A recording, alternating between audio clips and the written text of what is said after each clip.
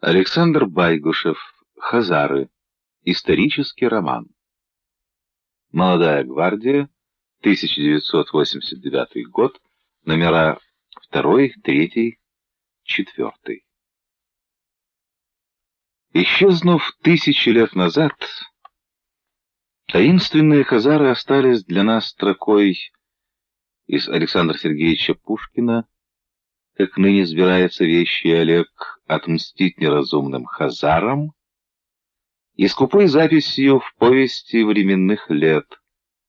В год 6473, 965 год по современному летоисчислению, пошел Святослав на Хазар. Услышав это же, хазары вышли навстречу во главе со своим князем Каганом и сошлись биться. И в битве одолел Святослав хазар, и город их, и Белую Вежу взял. А между тем целых 300 лет, со второй половины VII века до середины X века, великий хазарский каганат занимал заметное место на политической карте Евразии, подчинив себе громадное пространство и включив в свою державу многочисленные кочевые и полукочевые народы, остатки прошедших через южно-русские степи страшных полчищ гундов. Столица каганата Итиль находилась в низовье Волги, западная граница проходила по Крыму, южная вдоль Кавказского хребта, восточная по Заволжским степям. На севере хазарам платила дань Русь. Пошлины из торговых караванов, проходивших через владения каганата, а также дани народов, кормили правителей, а постоянные набеги хазар на Русь и Закавказье поставляли свежий товар хазарским купцам, преуспевавшим в работорговле на рынках Европы и Азии. Разноликий племенной состав породил своеобразный экуменизм хазарских правителей, поддерживавших все верования одновременно. Многие хазары остались в язычестве. Христианство влияло на Хазарию из Византии, из тьму Тараканской и Киевской Руси, причем одновременно с православием проникли в Хазарию многочисленные ереси. Мусульманство наступало из халифата, торговые люди и ремесленники, стекавшиеся в хазарские города, принесли с собой иудейство. Иудеи заселили целые кварталы в столице Хазар Итили, подвластных хазарам кавказских и крымских городах. Дело кончилось тем, что иудаизм стал господствующей религией. Экономическое развитие каганата вскоре зашло в тупик. Транзитная торговля, процветавшая в Хазарии, приобрела характер спекулятивной перепродажи. Возвращаемые щедрыми подачками торговцев, правители каганата перестали обеспечивать хоть в какой-то степени защиту интересов вошедших в каганат народов. К середине X века скотоводство и земледелие в Хазарии пришли в упадок. Изменился характер ремесла в городах.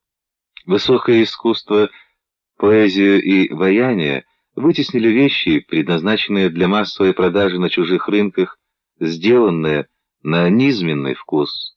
Упала нравственность, исчезли духовные корни, обострились отношения между племенными группами. Тень гибели простерла свои крыла над некогда мощной державой с прочной экономикой, самобытной культурой, сильной верховной властью, умевшей сплотить разные народы. Время действия романа поворотный в исторических судьбах хазар, 965 год. Владимир Карпец, научный сотрудник сектора истории Института государства и права Академии наук СССР, член Союза писателей. Книга первая. Ересь. Это было время, когда абсолютно некритическая смесь грубейших суеверий самых различных народов безоговорочно принималась на веру и дополнялась благочестивым обманом и прямым шарлатанством. время, когда первостепенную роль играли каббала и прочная мистическая колдовская чепуха. Такова была атмосфера. Эта сумбурность проявляется в образовании многочисленных сект, борющихся друг с другом по меньшей мере с таким же ожесточением, как и общим внешним врагом. Фридрих Энгельс. День первый. Канун года Барса по летоисчислению кочевников. 965 год по календарю. 354 год мусульманской хиджры. Волчонок. По пустынному Хазар-морю ходко шла 50-весельная военная лодка «Сафина». Начертаны были, как положено для военной лодки, белые полосы по бортам «Сафины», и черный флаг реял над нею с вышитыми серебром словами «Мухаммад, посланник Аллаха». Солнце и месяц в тот час, видно, разошлись в дороге, не передали друг дружке света, поэтому быстро падали на море студенистые сумерки, словно бухарская чадра, двоившая очертания.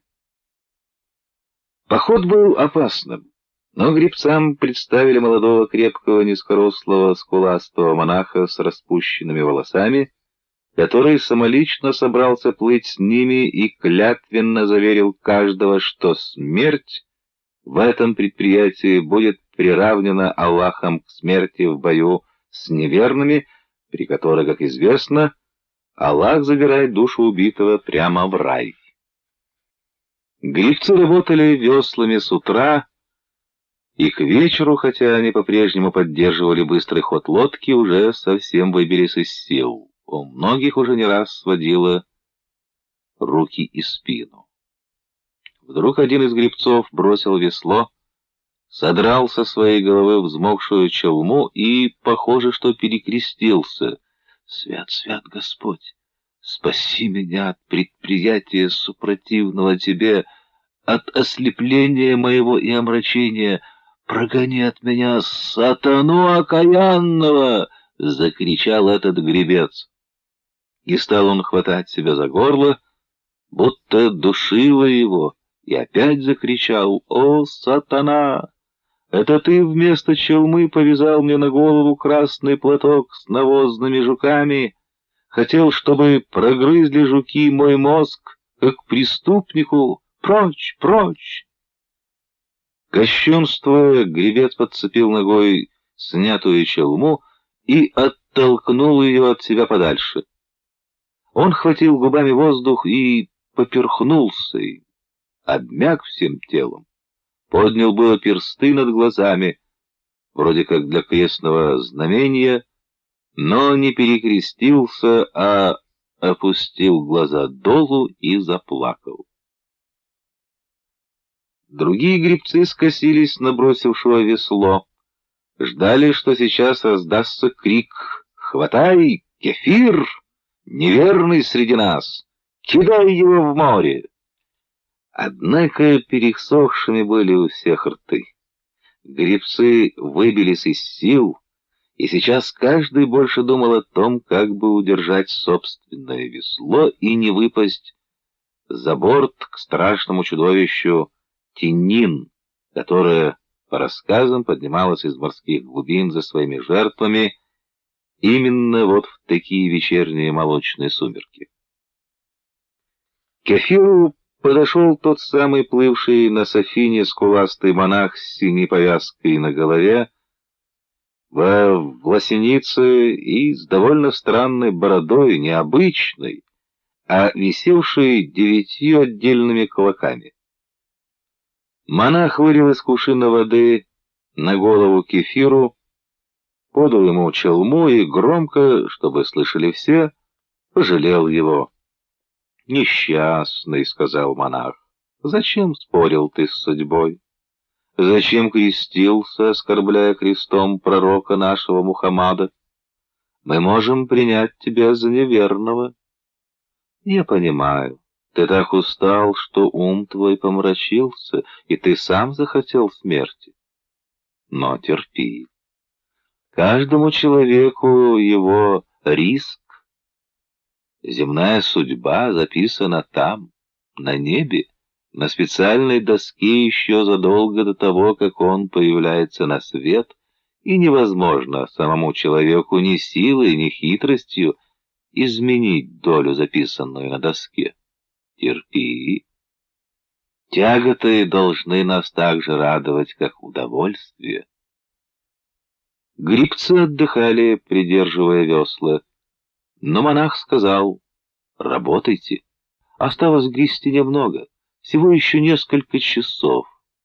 Пусть терпит и гребет по-прежнему и этот провинившийся. Мы не можем сейчас терять гребца, даже если он неверный.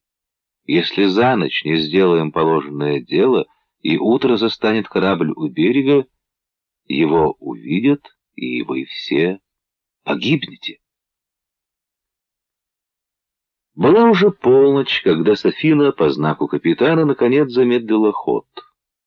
Что-то приближалось навстречу кораблю, будто огромное белое дерево, густыми корешками проросшее в море.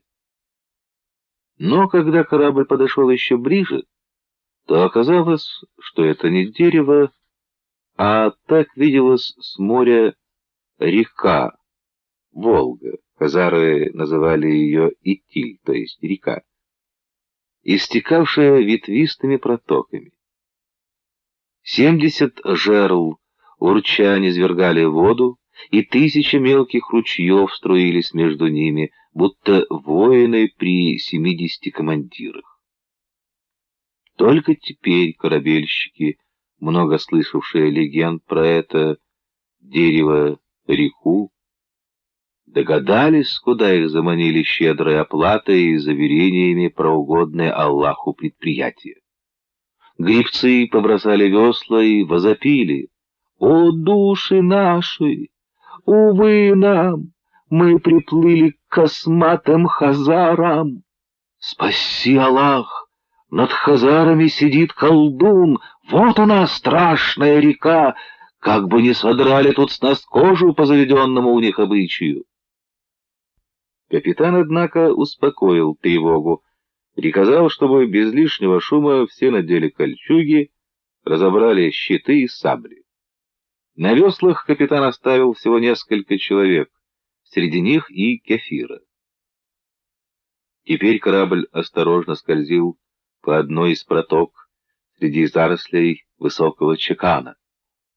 Лучники стояли наготове по обоим бортам и целились в туман. Кефир вдруг вскочил и стал показывать капитану рукой вперед. Он бросил весло и испуганным криком стал пугать капитана, сам весь дрожа. «Вон город! Остановись! Нас засыплют стрелами! Нельзя подплывать! Я знаю этот город, поверь мне! Стой!» Словно рыбацкая сеть с ячейками была накинута на оба берега, так переплелись сплошные заборчики дувалы. А внутри каждой ячейки этой сети, как пойманная рыбешка, сидели где глиновитная хижина, где едва поднимавшаяся над травой землянка, а где стояли островерхие юрты группами и порознь. И скот пасся.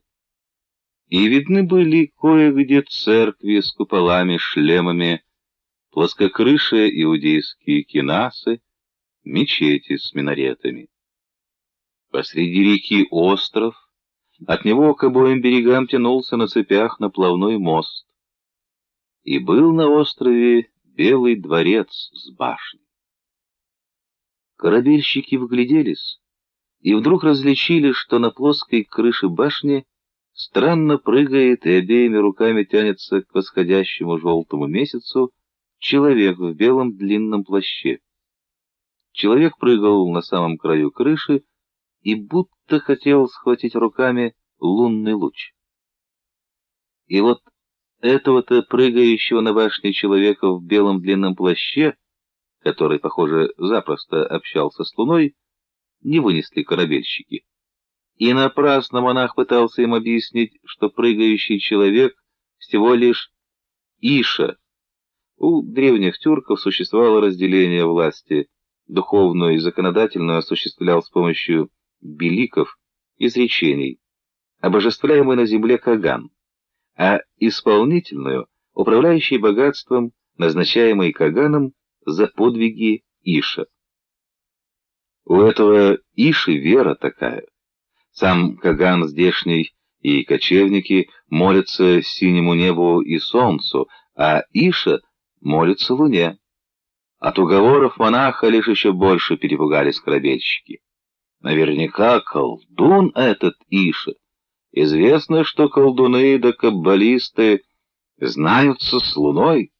Страшен этот управляющий богатством. Поворачивай назад, капитан. Давай гонца с подарками вперед вышлем. Вон этого отброса пошлем. Он и на вид какой-то неказистый, да и веслом плохо работал. Пошлем кефира, если сгинет, не жалко. Эй, капитан, не слушай неразумных. Правь прямо к пристани, не дожидайся, пока нас перебьют стрелами. Не посмеют, у нас белые полосы на бортах, и флаг Аллаха реет на мачте. Всем видно, что мы военный корабль халифата. Вот потому и расстреляют сразу. Кто-то взял другого за грудки, а кто-то уж и кинжал к горлу соседа приставил. Взыграла жаркая кровь, а страх перед хазарами помог окончательно помутиться разуму. Вмиг на корабле все перемешались в отвратительной потасовке, в которой каждый бил каждого, и уже никто не думал о своей правоте, а только о том, как бы наказать кого-то другого за собственный страх. Корабль уже черпанул бортом, когда вдруг кто-то отшвырнул капитана с его мостика. «Именем святейшего пророческого присутствия, повелителя правоверных халифа Ал-Мути, повелеваю вам, правоверно, на колени!» Голос был настолько властен, что дравшиеся приостановились. «Повелеваю под страхом немедленной смерти, на колени!» Корабельщики оглянулись на капитанский мостик и увидели золотую цепь из крупных колец, усыпанных алмазами. Даже в свете луны она блистала, как на солнце, надетая на власеницы того, кого они до сих пор считали только простым монахом. «Эй вы! Вы видите эту цепь? И вы знаете, что ею сам халиф награждает своих почетных послов? Но я не вижу повиновения». Порядок восстановился. «Надо замерить шестом глубину. Здесь где-то возле берега обрыв. Подойдем прямо к берегу, и, пожалуй, я высажусь». Когда Сафина осторожно ткнулась кормой в берег, перекинули мостки, с кормы скатили по мосткам арбуз с каким-то грузом, укрытым старым покрывалом. Потом свели по мосткам привезенного мула, запрягли его. «Правоверная, теперь помолимся», — сказал монах, и первым опустился на колени. Вокруг было удивительно тихо. Слышны были лишь глухие всплески воды, то играла крупная рыба, которой кишела река. Прошло, наверное, час, а на Сафине все молились. Как просто и легко было бы сейчас подкрасться к кораблю и перестрелять всех. Тот гребец, про которого решили, что он кефир неверный, сошел на берег, напросился приглядывать за мулом. Он несколько раз испуганно оглянулся на шорохи в прибрежной темноте, а потом вдруг отогнул покрывало и юркнул под него на арбу. От луны отбежали облака. Из открытой степи за рекой пахнуло свежим ветром, и сразу же пронзительно запахло полынью, горько и муторно, до кружения головы, до видений. Монах поднялся с колен, полез рукой за пояс, вынул кожаный мешочек, в котором звякнули деньги, кинул мешочек капитану. «Прощайте, правоверная! Мир вам! Убирайте мостки и прочь от города. Мешочек с деньгами я даю капитану, чтобы он прибавил за службу каждому из вас. От меня лично по динару. Мир вам! Возвращайтесь в Баб-ал-Абваб. Вы все совершили угодное Аллаху дело». Монах поклонился и легко спрыгнул на берег к корбе. Почти тут же Сафину дернуло, и на быстрых веслах она стремительно стала уходить вниз по течению. Монах потрепал мула по холке, поправил упряжь, проверяя крепость, стукнул ногой по колесам арбы, потом стал вглядываться в прибрежье. На берегу не было ни души, только колыхались, отсвечивая серебром, островки ешмана в песчаных разводьях. Монах низко наклонился и поцеловал землю. «Здравствуй, Этукен, земля!» Монах еще раз поцеловал землю, потом снял пояс, которым была перехвачена его власеница, и повесил пояс на шею. С поясом на шее отдал 9-кратно поклон реке. Небо 4 жеребцов сотворило, ветер и дождь, облако и град. 4 жеребца заставляют дождь лить, и снег идти, источать воды и градом бить. Здравствуй, черная река! Снова вижу я тебя в образе прекраснейшей девушки, сильной, стройной, высоко подпоясанной. Монах повторил 9-кратно поклон и поцеловал железную пряжку пояса, на которой между 2 сопок была изображена волчица Ашина, прародительница династии Каганов, властвовавшей в Хазарии. «Не скаль зубы на меня, Ашина-волчица, а выпроси мне прощения у Этукен, моей земли. Понимаешь? Был тощим конь, о месте, где ему разжиреть, думал конь, отправляясь из родных мест. Скажи, волчица земле, Этукен, пусть простит меня, глупого коня. Вот сейчас конь отведает своей полыни». Монах нашел островок полыни, стал выщипывать и, как конь, жевать траву. «О, Кунгаулсун, желтая полынь, высокая трава, как же конь мог жить без тебя?» Впряженному в арбу мулу надоело стоять, и он тронул с места, арбу тряхнуло, и из-под покрывала, под которым прятался сбежавший с корабля гребец, раздался вскрик. Гребца придавило перекатившимся грузом. Монах подошел к корбе, приоткрыл покрывало. «А, кефир, вылезай!» Гребец вылез. «А корабль-то ушел», — сказал монах. «Ты нарочно остался? Задумал так или от испуга?» Гребец промолчал. «Ты что, тоже из нашего города?» «Не мотай головой. Я догадался об этом, когда ты первым сказал капитану, что видишь город. Тоже блудный сын, как я». Гребец стоял, опустив голову, и по-прежнему молчал. «Вот так разводит судьба людей. Были мы оба под покровительством синего неба.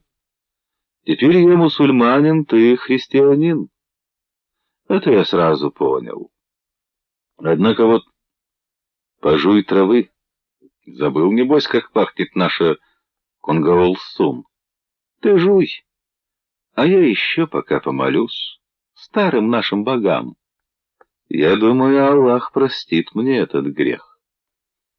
Монах повернулся спиной к гребцу, отошел несколько шагов в сторону, сел на корточки, воздел руки к небу.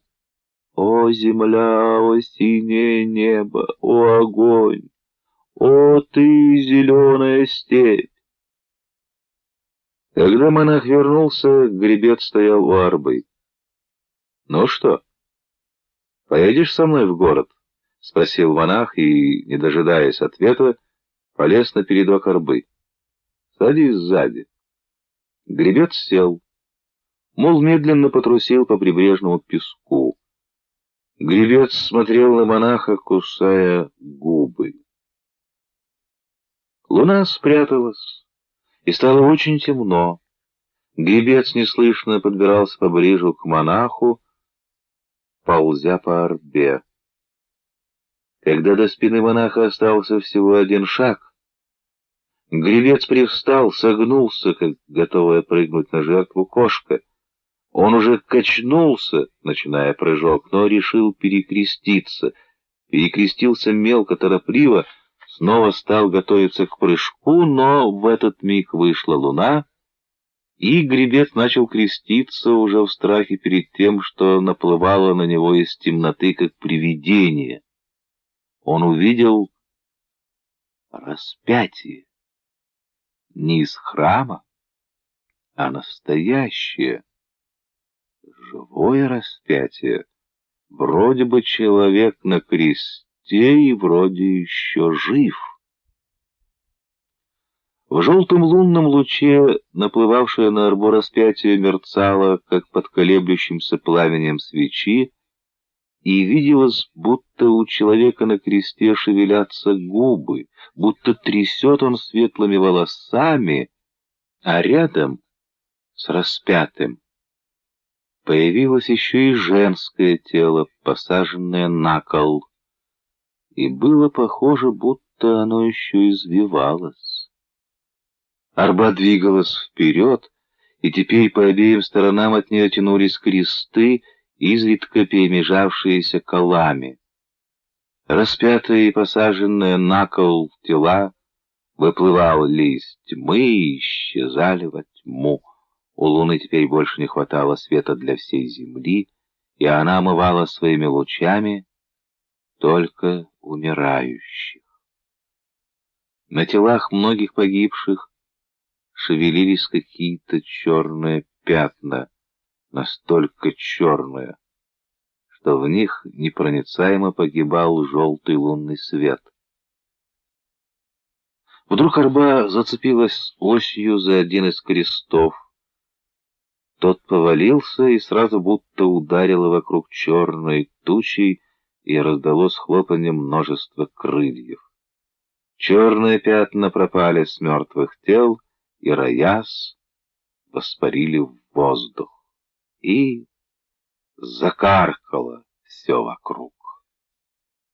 Мул дернул и понес, арба тряслась, едва не разваливаясь от быстрого хода. Кресты остались позади, мул снова пошел медленно. Свят, свят, свят. О, вещи непостижимые!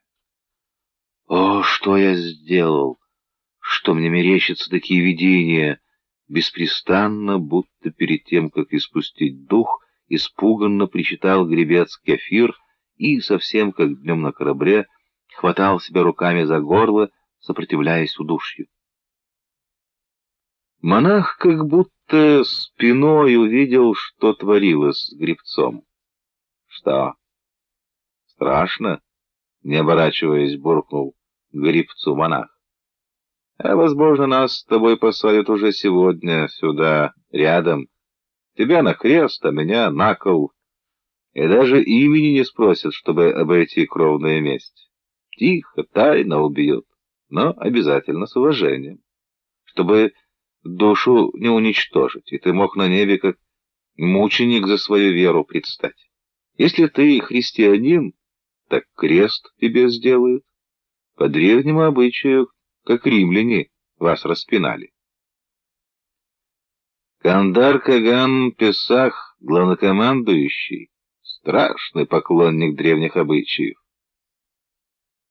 Гребец затих, потом подполз ближе к монаху, встал на коленях на передке арбы с монахом рядом, долго вглядывался в лицо монаха и вдруг протянул руку к его бороде, оскалился. «Ха, точно?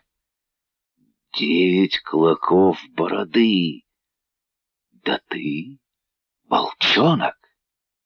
9 клоков бороды могут носить только те, кто принадлежит к священному роду степных правителей Каганов. За твою пролитую кровь накажет само синее небо. Кто в степи на тебя решится поднять руку? Так что я не пойму, зачем ты крадешься в город ночью? Давай дождемся рассвета. Утром люди смогут хорошенько посчитать число клоков твоей бороды. Или, оставаясь ночью неузнаваемым, ты хочешь испытать риск, судьбу, записанную тебе на небе на медной доске? Однако неужели ты так обижен на судьбу, что согласен сам поиграть со смертью? Кефир, продолжая скалиться, заглядывал в лицо монаху. Тот отвернулся, не отвечал долго, потом тихо буркнул.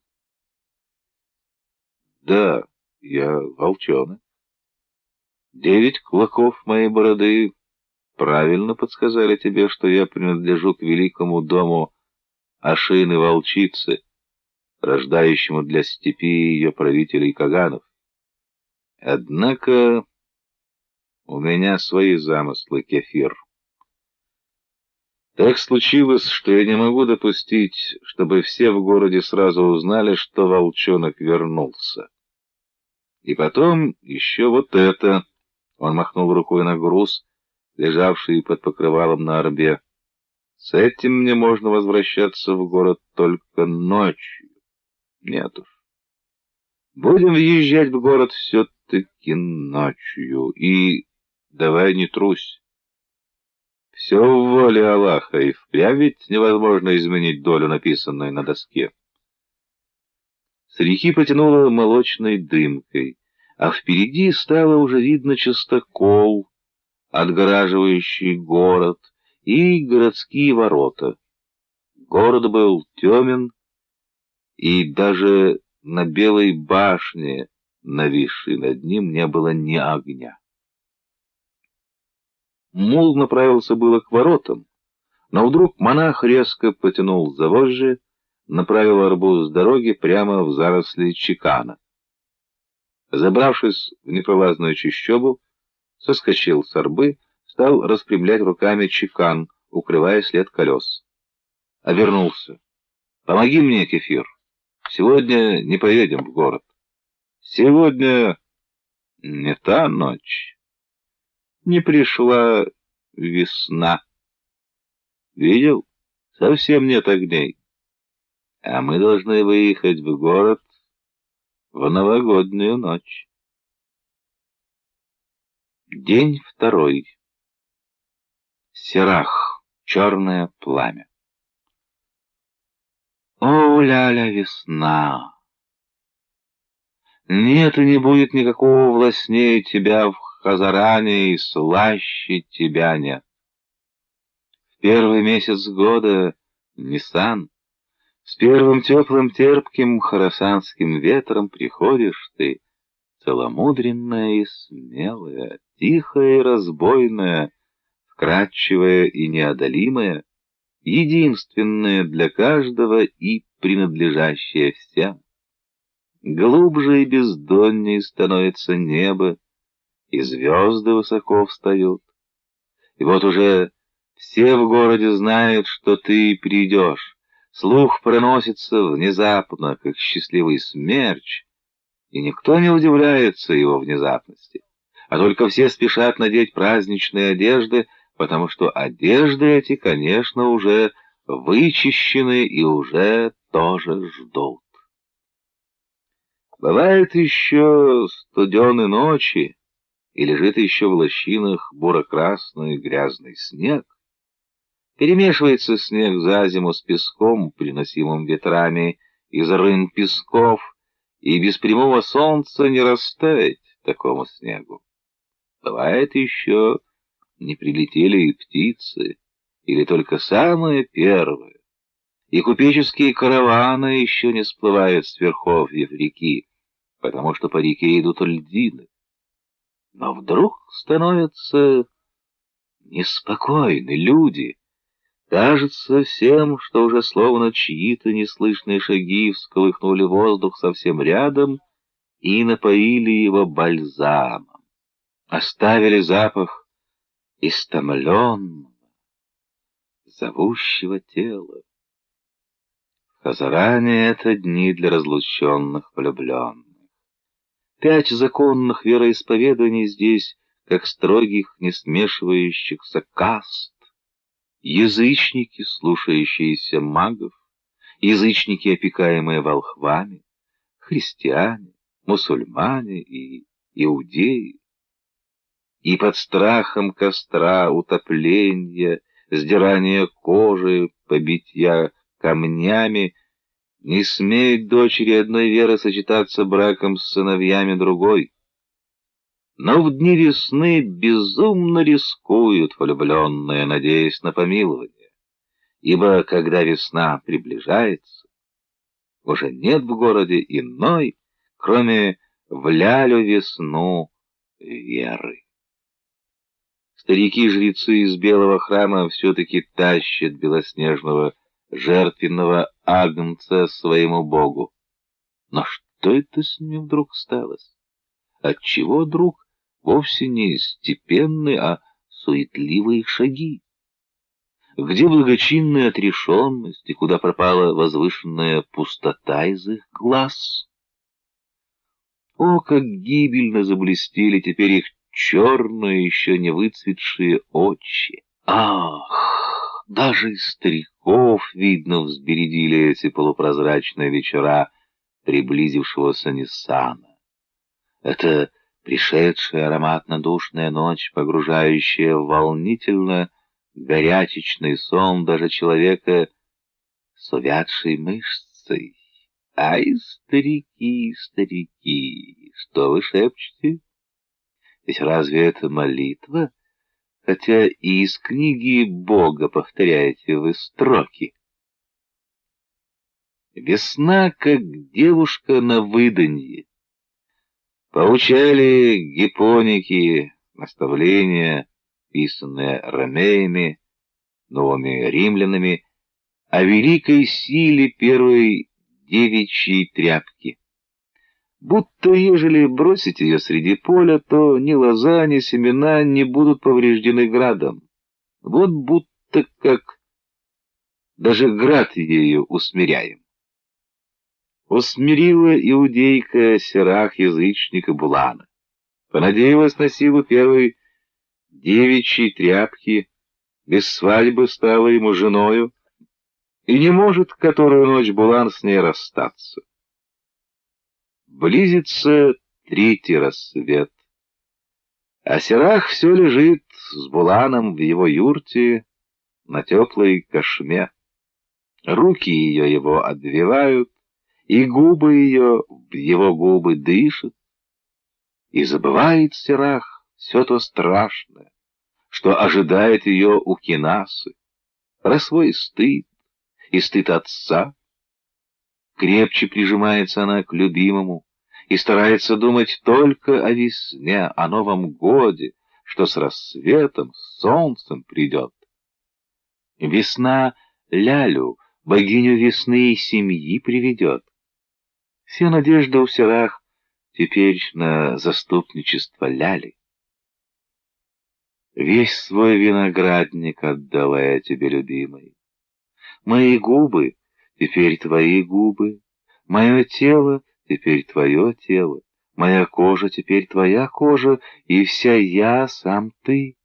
Ты обласкан и опустошен мною, и не узнаешь, что никогда крепче ласк, чем мои, и не будет никогда сладостней для тебя, чем со мной. Вот ты наполнял меня собою до краев. От тебя расцветет виноградник мой и принесет тебе плоды. Господин, что тебе еще надо другого в жизни? Шепчут губы Серах. Я колдунья. Ах, возлюбленный, ах, муж мой, Разве ты не чувствуешь, как все вокруг тебя переменилось? Это я открыла тебе цвет ночи.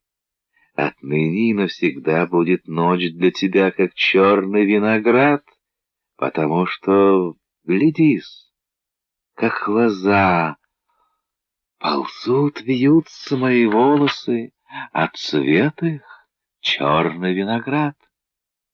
А утром ты узнаешь цвет солнца и поймешь, что солнце красное, как мои губы, и запах трав и цветов я сегодня тебе открыла. Травы всегда теперь будут пахнуть для тебя моей кожей, оливками будут пахнуть, а у цветов будет запах моих губ и ноздрей. Ах, где твои пальцы? Ну, скорее погладь мою кожу. Вот сладость! Разве знал ты когда, что бывает такая сладость в этом мире? Я ее тебе открыла. Шепчут снова губы Сирах. О, милый, не забудь, что я твоя Юкерненузу, отчитанная заклинаниями вода, и что Дарусон, виноградное вино твое, я тоже. Шепчут губы Булана, о, Абуринеме, мною самим добытая жена, о, Абуринеме. И снова полетели из мира сего двое. А когда они опустились на землю, то покрыла Сирах поцелуями лицо мужа, и оба они долго лежали и тихо смотрели, как вплывает в их юрту, клубясь, предрассветный молочный туман. И сказал Булан: «О, моя Буринеме, никогда не догадывался я, что за счастье быть хозяином своей женщины. У меня никогда не было даже своего пса, а теперь вот ты. Я прикасаюсь щекой к твоей щеке и понимаю, что хороший охотник всегда думает и за свою собаку тоже. Я всегда очень хотел стать господином». А Сирах в ответ засмеялась и запела кочевничью песню: «Мои глаза колдовские, моя душа странница, мое лицо полная луна, я разбила твое сердце». Послушав эту песню, Булан засмеялся и положил свою руку на холмы Сирах, и громко, словно был кто-то еще в их шатре, и надо было, чтобы все расслышали, закричал: «Мое!» «Твое, твое!» — откликнулась Сирах.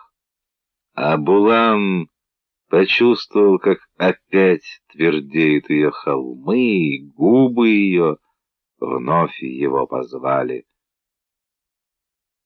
Когда же Булан совсем обессилел, то Сирах уже сама по-хозяйски как-то скоро и очень деловито поцеловала его, и сама засмеялась своей деловитости, и наклонилась над Буланом и позвала шутливо: «Ну что, есть у тебя еще силы приказывать, господин мой хозяин?» Густые вьющиеся волосы Сирах гроздьями черного винограда упали Булану на лицо, нежными ягодами покатились по его щекам. «Слушай, Булан, давай сделаем тебе полезное. Ну, будь смелым, решайся же. Слышишь?» — потянуло костровым дымком от реки с острова. «Это костер во дворе Белого храма. Обрядовый костер уже догоряет. Решайся, ты пропустишь свой час». Но взбунтовался Булан, не согласен с любимой. Нежной и крепкой рукой ее поднимает с постели, выносит на ветер. Под Кектенгри синее небо, навстречу Оду, восходящему солнцу. Вот мои боги, жена насильно взятая мною. Видишь их ты, моя Абурин-Эме? Как же я им изменю? С богами моими дух мой, как же я покину свой дух? Скривила Сирах лукавые губы. Оставайся со своими богами, мой милый. Посмотрю, чего ты с ними в жизни добьешься.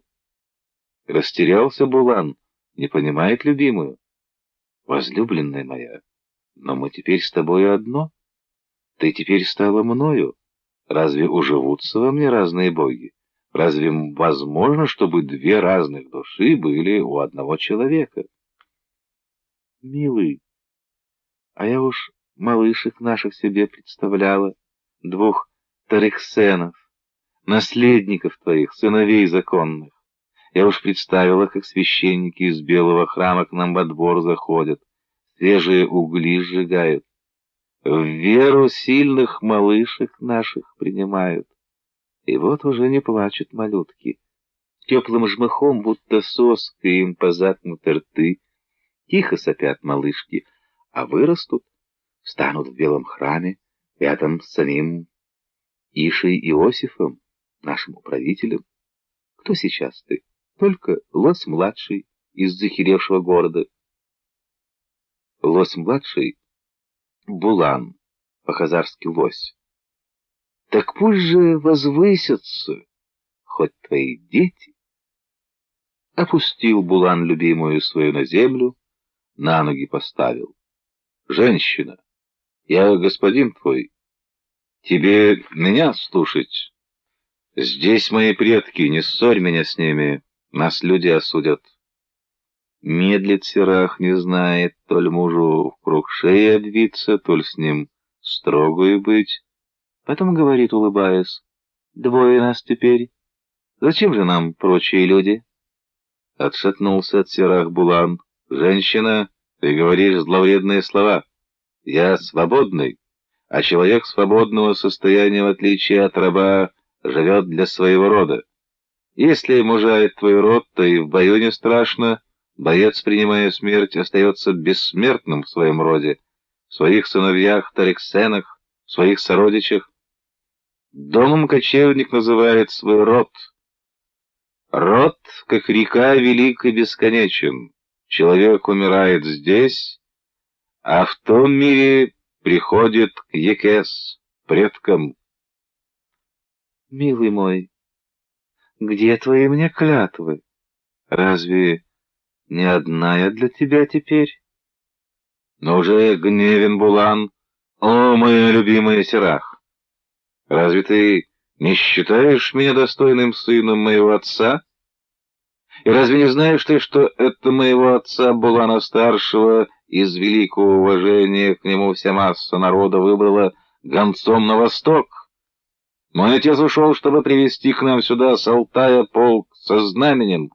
Полк со знаменем вернет все нам, свободным воинам, мужество и общую доблесть.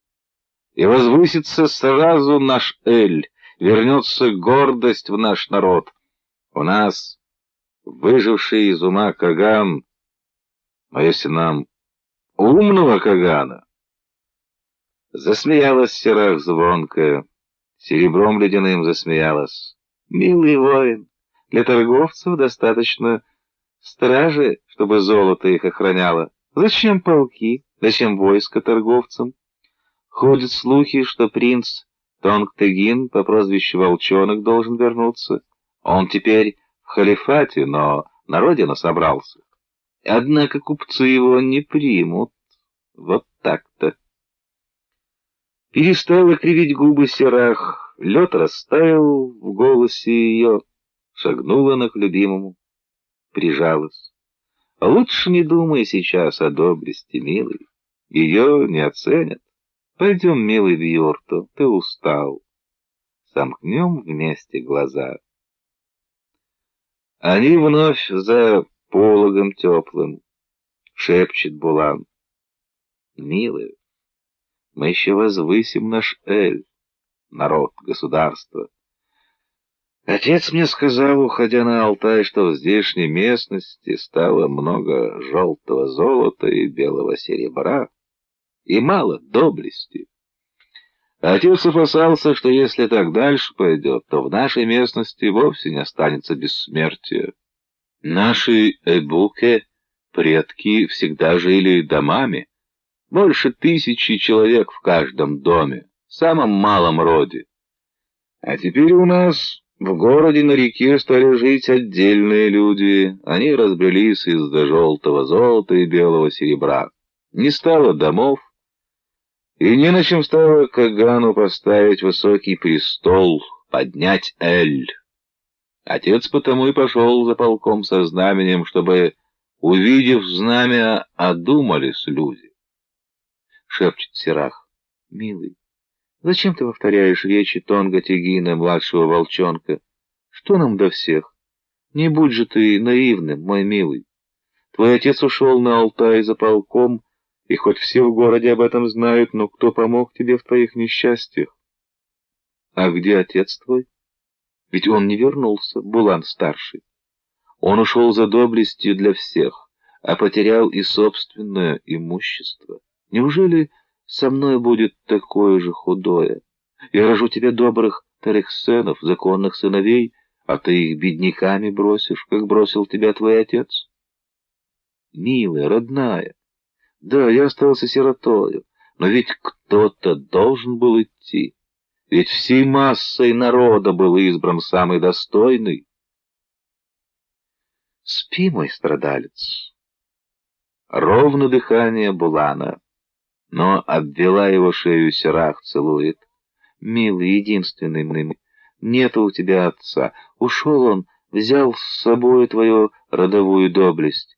Но теперь я для тебя за доблесть буду. Я отныне дух твой. Склонилась Сирах над спящим Буланом. Что-то будет с ней завтра. Вся ее надежда на утро, на богиню весны и семьи Лялю. Верит Сирах, что спасет Ляля от позора полюбившую девушку. Только надо, чтобы завтра Булан на руках своих Сирах к народу вынес и к великой Ляле с покаянием за грех свой обратился. Ведь завтра особенное новогоднее утро. Завтра Ляле-богине дано право простить поторопившихся влюбленных и семью их устроить. Ляля ведь сама весна священная, а все знают в городе, что весна священная в Новый год могущественнее комушек из Кинасы. Только бы завтра было чистое небо и ясное солнце. День 3. Лось Булан-старший. Луны нарождались и умирали, а старик-лось Булан-старший все шел на восток. Неделю назад пал его конь. Крепкий приземистый гнедой оказался самым сильным. Еще на полпути где-то в полупустыне за Арал-морем ушли от Булана-старшего один за другим на небо 100 молодых воинов, выбранных народом хазар, сопровождать своего чрезвычайного посла на прародину тюрок Алтун-Иши-Алтай. Как радовались молодые, что увидят землю исхода. Однако голод и жажда жестоко расправились с неприученными к дальним походам молодыми воинами. Опытный гнедой держался дольше людей, но и он сдался перед судьбой. Старик Булан-старший исхудал, харкал кровью. Дорогие посольские одежды его изорвались. Его лицо стало похоже на жухлую тыкву, но он упрямо продолжал брести на восток. Дух неба вел его. Наверное, он давно бы освободил тело от мучений и умер. Но в синей посольской котомке за спиной Булана-старшего лежало письмо к Дабуну-Баяну из рода Ашиной волчицы со слезным поклоном от всей массы народа хазар. И Булан-старший знал, что участь всего его народа зависит от того, дойдет ли до Дабуна народный поклон. И Булан шел на восток. Был полдень, когда старик Булан-старший почувствовал прикосновение живой воды, светящейся, умиротворяющей, возносящей синий цвет. Почувствовал синий цвет сперва губами, а потом и увидел его сияние. Крутые сопки, как крепкие спины коней, склонившихся над синими чашами озер, высокие стройные сосны, уходящие вершинами в небо, под ногами свежезеленый ковер, будто расшитый синими ирисами, золотыми палочками желтоголовы, белоснежной геранью и красными тюльпанами. А над зеленым ковром пьянящая, как парной кумыс, магическая синь. Старик-лось Булан-старший понял, что большая юрта великого Дабуна-Баяна должна быть где-то здесь. Он нашел ее удивительно легко, словно помогло само провидение. Она стояла одиноко на краю соснового бора. Лось Булан-старший подошел к юрте и опустился на колени. Собак возле юрты не было. Они днем охотились за полевыми мышами. Булан-старший довольно долго стоял так на коленях, пока домочадцы Дабуна-Баяна наконец не заметили его и не вызвали хозяина. Не поднимаясь с колен, Булан-старший, удостоверившись, кто перед ним, ревниво пересчитал, сколько клоков бороды тот носит. Насчитав 9, повалился Дабуну-Баяну в ноги и 9 раз поцеловал прах у его ног. Затем, дождавшись, когда Дабун-Баян самолично поднимет его, вынул из синей посольской котомки, ее, конечно, заметил Дабун, свернутую в свиток посольскую запись, скрепленную золотой печатью у 2 солида и железным амулетом, изображающим волчицу между 2 сопок. Увидев железный амулет, Дабун-Баян вздрогнул. Горькая усмешка искривила его лицо. «Ты опоздал, посол», — сказал со вздохом Дабун-Баян. «Пославший тебя почтенный дом, видно, живет старыми вестями. Что же ты не обратил внимания на то, что моя большая юрта раскинута одиноко на краю соснового бора?» Сказав так, Дабун сам поклонился в пояс пришедшему к нему послу и ушел, еще раз вздохнув, назад в юрту. А старик Булан-старший заплакал. Еще в дороге сведущие люди объяснили ему, что у великого Дабуна-Баяна неприятности. Как всякий достойный муж, думающий о вечности своего Эля, Дабун-Баян, отходя от войны на покой, захотел исполнить свои мужские обязанности и продолжить род. Он взял в жены иноплеменницу, необычную своей красотой, золотоволосую. Еще со времен прародительницы Ашины-волчицы все колена дома Ашинов питали вместе с молоком матерей страсть к золотоволосым женщинам. Иначе как бы рождались в доме Ашины подобные солнечному свету каганы для всей великой степи? Вот и Дабун-Баян выбрал себе в жены дочь не пустого рода, чуть ли не из самих руссов. Однако вот с Дабуном-Баяном случилось, что племя не одобрило его выбора. Не желая бросить жену с детьми, Дабун-Баян поставил свою юрту одиноко на краю соснового бора. Все же посол Булан-старший понадеялся, что обида великого Дабуна-Баяна не простерлась настолько далеко, чтобы совсем отойти от забот о народах Великой Степи. Теперь же, после того, как Дабун-Баян не принял посольского свитка отчаявшемуся послу всей массы народа хазар, осталось только плакать. И старец лег в пыль перед большой юртой и лежал так несколько дней, отказываясь принимать пищу и расцарапав кровь себе ногтями лицо. Его кусали собаки, пинали ногами слуги, мочил дождь и бил ветер. Но старцу неожиданно помог народ. Народ возроптал на черствость своего повелителя, и Дабону Баяну не осталось ничего другого, как пригласить старца с почестями в большую юрту и принять от него посольскую запись. Прочитав письмо, Дабон Баян нахмурился. Потерять древние Табатаи? Гробы предков? Да что же у вас там в вашем Эле творится? Как возможно такое кощунство и небрежение? Тут также утверждается, что ваш Каган давно потерял свою божественную силу яда Медикун, способность вызывать дождь, и в стране вашей участились засухи, падеж скота и голод. Почему же тогда до сих пор не отправили своего Кагана на небо, как повелевает в случаях ослабления силы Кагана наш Тере, обычай? Старец вздохнул и потупил глаза.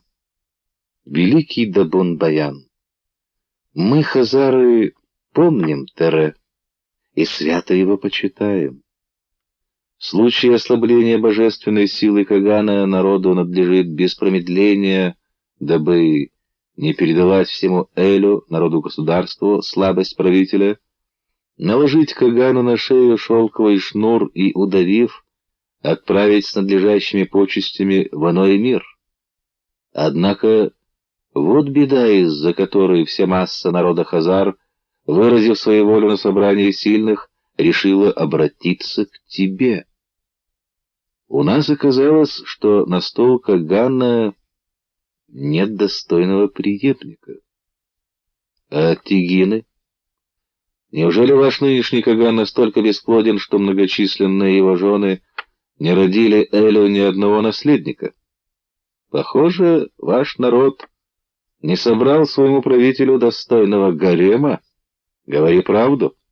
Или вы там, на западном краю нашей великой степи, совсем захудали? Старец обиделся, поднял гордо голову.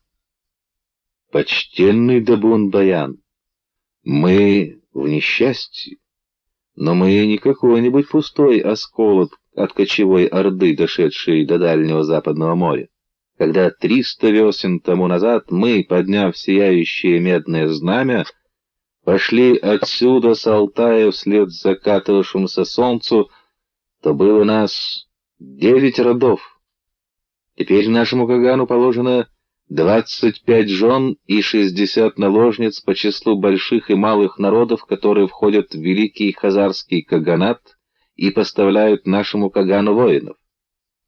А что до тигинов-принцев, то до последнего времени у нас их было 2, и росли они достойными наследниками. Старший Алп-Тыгин, храбрый воин, скачет на белом коне, потому что не боится показывать врагам пролитую кровь. Младший Тонг-Тыгин, ученый мудр, а воинские доблести его таковы, что сам халиф нанимал его главнокомандующим своих войск на Кавказе. Полагаю, что его слова полководца Ал-Хазари докатились и до ваших мест, великий Дабун. Дабун Баян развел руками. Ничего не понимаю. В таком случае, чего же ваш народ прислал ко мне тебя, своего слезливого гонца? Старец опустился на колени. Почтенный, яви к нам божескую милость. Я не все рассказал тебе про тыгинов. Дело в том, что они не сошлись с управляющим богатством Кагана Ишей Иосифом. Старший Алп-Тыгин откочевал со своим полком прочь от великого двора далеко в степь, держится на отдалении и во всеуслышание поносит Ишу, у правителя за то, что он, мол, променял воинские доблести хазар на торговлю. Впрочем, про старшего принца можно было даже особо и не говорить, так как ты знаешь сам, что по нашему обычаю Ат-Тегином, хранителем очага и первым претендентом на престол, является младший сын. Но волчонок Тонг-Тегин поступил еще хуже, чем его брат. Хранитель очага взял и остался в Багдаде, пожертвовал всю свою военную добычу в ученый монастырь, принял мусульманскую веру и объявил себя суфием, облаченным во власеницу. В отсутствие Тегинов-наследников Иша Иосиф совсем распоясался, делает, что хочет, привечает одних торговцев. Кагана держит в Кубе, золотой юрте, и народу совсем не показывает, войско не собирает. Полагает, что достаточно наемной стражи из 700 арсиев. Народу дает разбредаться. Мы живем в низовьях великой реки, стекающей из земель Рус, а в ее верховьях уже давно охотится страшный барс Святослав. Мы все дрожим. Как бы он к нам не спустился. Умоляю тебя, великий Дабун. Нам стало известно, что у тебя подросли сыновья от золотоволосой женщины. Согласно Тере, только рожденный от золотого солнечного света может вернуть сок в засохшую ветвь. Возьми нас под себя, почтенный Дабун, пока к нам не нагрянул сын правительницы Росского каганата, страшный барс Святослав, и пошли нами править своего сына от золотоволосой женщины. Пусть твой сын привезет святые древние гробы Табатаи взамен тех, что у нас несчастных пропали, и пусть садится над нами. Достаточно одного храброго полка со знаменем, чтобы вся масса народа нашей местности поверила в твоего сына, приободрилась, и дела наши пойдут к лучшему. Закончил свою мольбу старец и упал к ногам великого Дабуна Баяна. Дабун Баян долго молчал, потом поднял старца и, не объявляя своего решения, спросил: «А как тебя зовут, слезный посол Хазар? И почему именно тебя послал ко мне Курилтай Хазар, собрание сильных?» «Я лось Булан-старший, а выбрали меня потому, что я из того же рода лося Булана, из которого происходит у нас Иша Иосиф, ненавистный народу, управляющий богатством при Кагане. Люди сказали, это из вашего рода лосей произошел человек, который сошелся с торговцами, перекинулся в их веру, и теперь вместо того, чтобы думать о доблести Эля и благе всего народа, служит одним торговцем. Вот вы, лоси, и исправляйте беду, иначе молоко ваших матерей не будет вам впрок. Когда собрались сыновья, Дабун Баян пересказал им речи старца. «Да, что-то совсем неладно в хазарском Эле», — согласились сыновья Дабуна. «И верно, не все открыл тебе отец этот старец. Что это за Иша-управитель, которого народ не может прогнать? Где это видано, чтобы Иша, которому положено считать деньги, получаемые от налогов, держал взаперти в кубе своего божественного, небом рожденного и небоподобного Кагана? И уж неспроста оба Тегина принца, оба священных волчонка-наследника от хазарского престола отбежали. Доходили и до нас сюда на Алтай слухи, что давно смута в хазарском Эле. Рассказывали люди, что развелось у них возле Ике-Ордос, великого двора в городе на реке, много всяких сект и тайных обществ. Каждый у них тянет свое, а все вместе подпиливают опорный столб, на котором держится престольная юрта. Вот они уже и гробы предков Табатаи потеряли. Срам-то какой! У древних тюрков жил обычай, согласно которому при переселении народа или смертном сражении с врагами Каган вместе со знаменем вез табатаи, гробы предков. Этот ритуал перекликается с древним арабским. Еще в X веке очевидцы продолжали наблюдать характерную картину. Полководец халифата вступает в город с гробами предков. «И что же нам ты теперь посоветуешь, отец? Идти одному из нас туда со своим полком, чтобы вместе с этими разбредшимися людьми погибнуть?» Великий Дабун-Баян повернулся к сыновьям спиной, вышел из юрты. Долго глядел на небо. Синие чаши озер отражались в белых облаках, плывших по небу, и желтое солнце наполняло эти чаши струящимся светом. «Сыновья», — сказал, вернувшись к ним, Дабун-Баян, — «само Кэк-Тенгри, синее небо, поручило нашему роду Ашины-волчицы обустраивать людей в Великой Степи. Если бы я не принял слезного письма от народа Хазар, то незнание о беде осколка нашего дома было бы нам каким-то оправданием. Теперь же, хоть и очень смущает меня то обстоятельство, что среди больших и малых народов, которые подчиняются тому Кагану, не нашлось у них своего достойного домогателя на престол, придется скакать туда старшему из вас. Иди, Мерген, и разыщи старца Лося Булана, чтобы взять его с собой в верные проводники». Мерген ушел, но почти тут же вернулся. «Отец, дурное предзнаменование. Старец, измотанный долгой дорогой, уже решил, что выполнил свои поручения и позволил своей душе отлететь в другой мир. Умер старец». Великий Дабун-Баян заказал шаманам камлание, отвращающее дурное знамение. 3 дня бил черный бубен, и 4 птицы взлетали к небу, но не улетали, возвращались обратно. Через 3 дня черный шаман предрек Мергену Дабуну самые тяжкие несчастья в предстоящем дальнем походе. Все же не умерло и одной луны, как старший сын Дабуна-Баяна, опытный и доблестный полководец Мерген Дабун, выслал вперед себя во все стороны вестников-глашатаев собирать Каткул-Дукчи, смелых воинов, готовых идти за счастьем на закат солнца.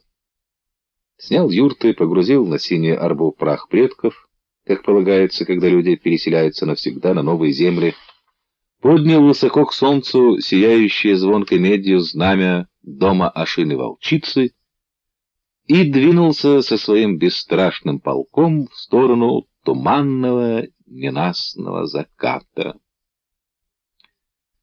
Впереди полка бежала весть о дурном знамении и тревожном камлании. Бежали всякие дурные слухи о земле Хазар, в которую направляется полк. Но полк Мергена Дабуна, тем не менее, как камень обрастает в болоте мхом, обрастал добровольцами. Смелых мало беспокоило дурное знамение.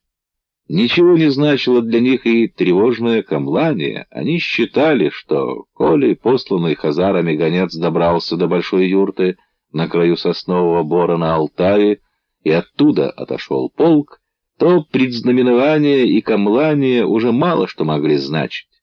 Теперь все значил вышедший в доблестный поход добрый полк со сверкающим медью звонким знаменем. Великая степь шелохнулась, напряглась, сдвинулась. Свертывали юрты, готовили к дальнему пути надежные повозки, подкармливали к перегонам скот.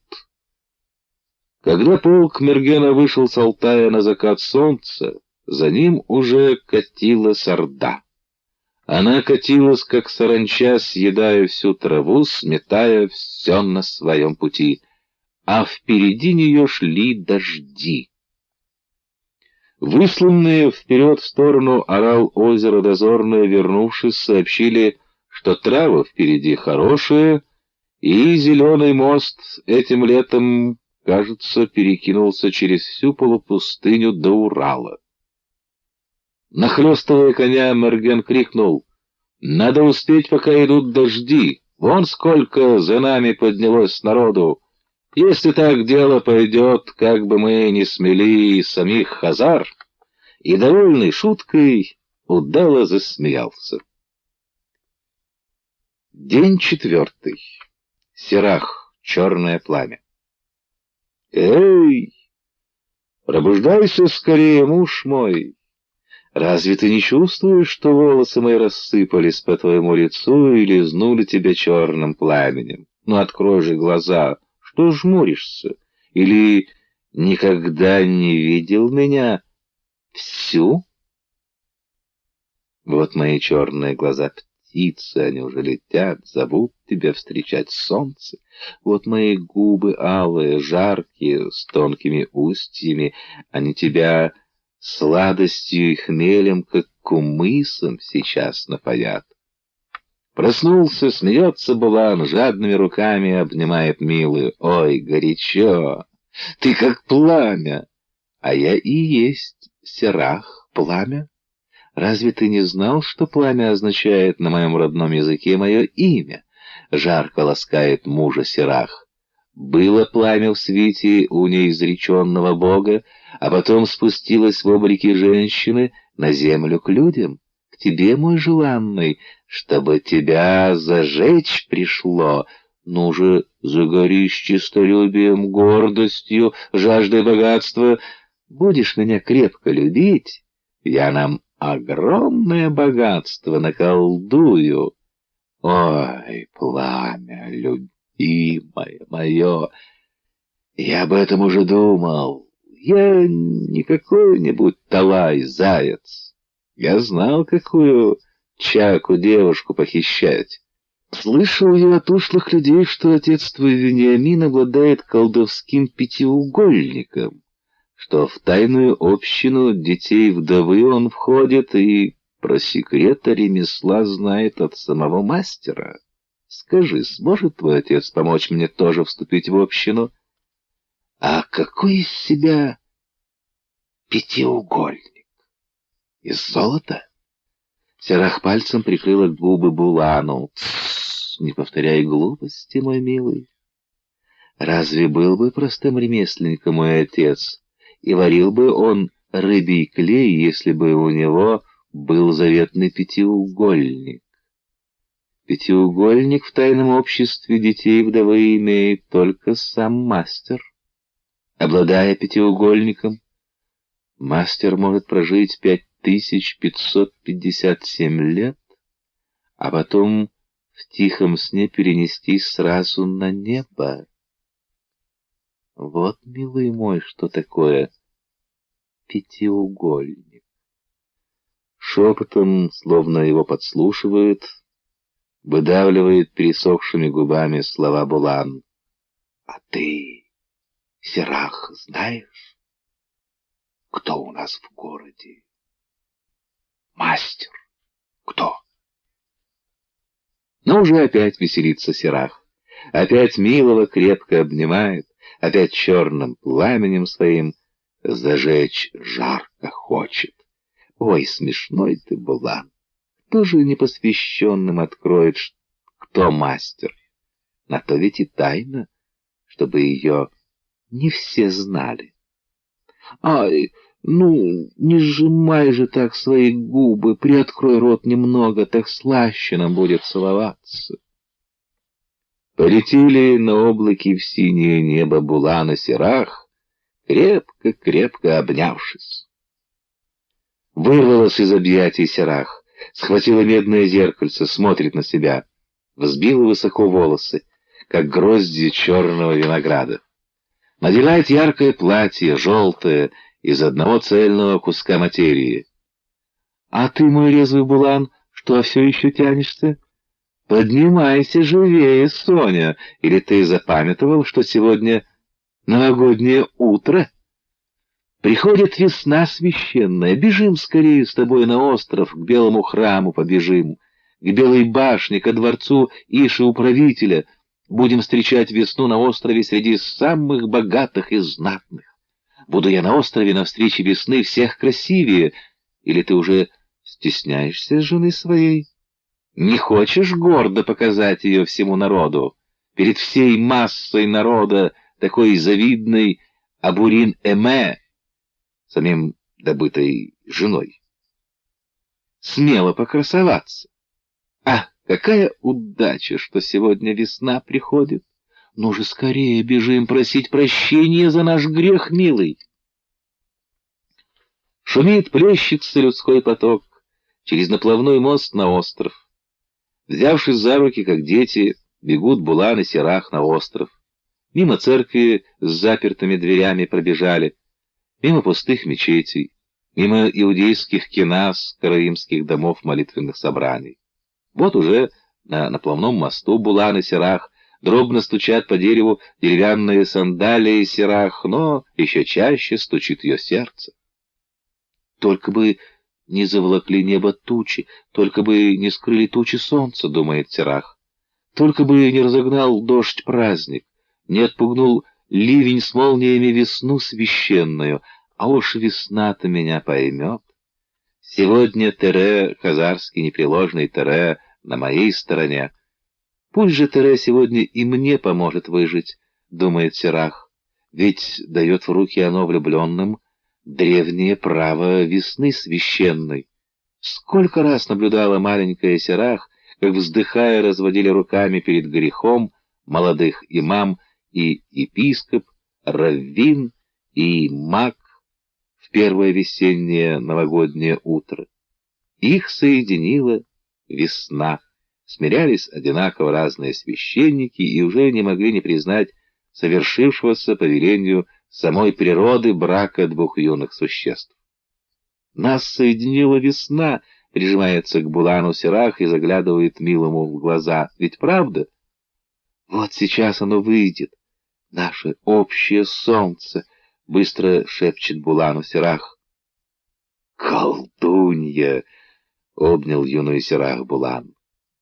А свет шел на них, свет близился, и вокруг все оживало, наполнялось звонкими красками и преображалось.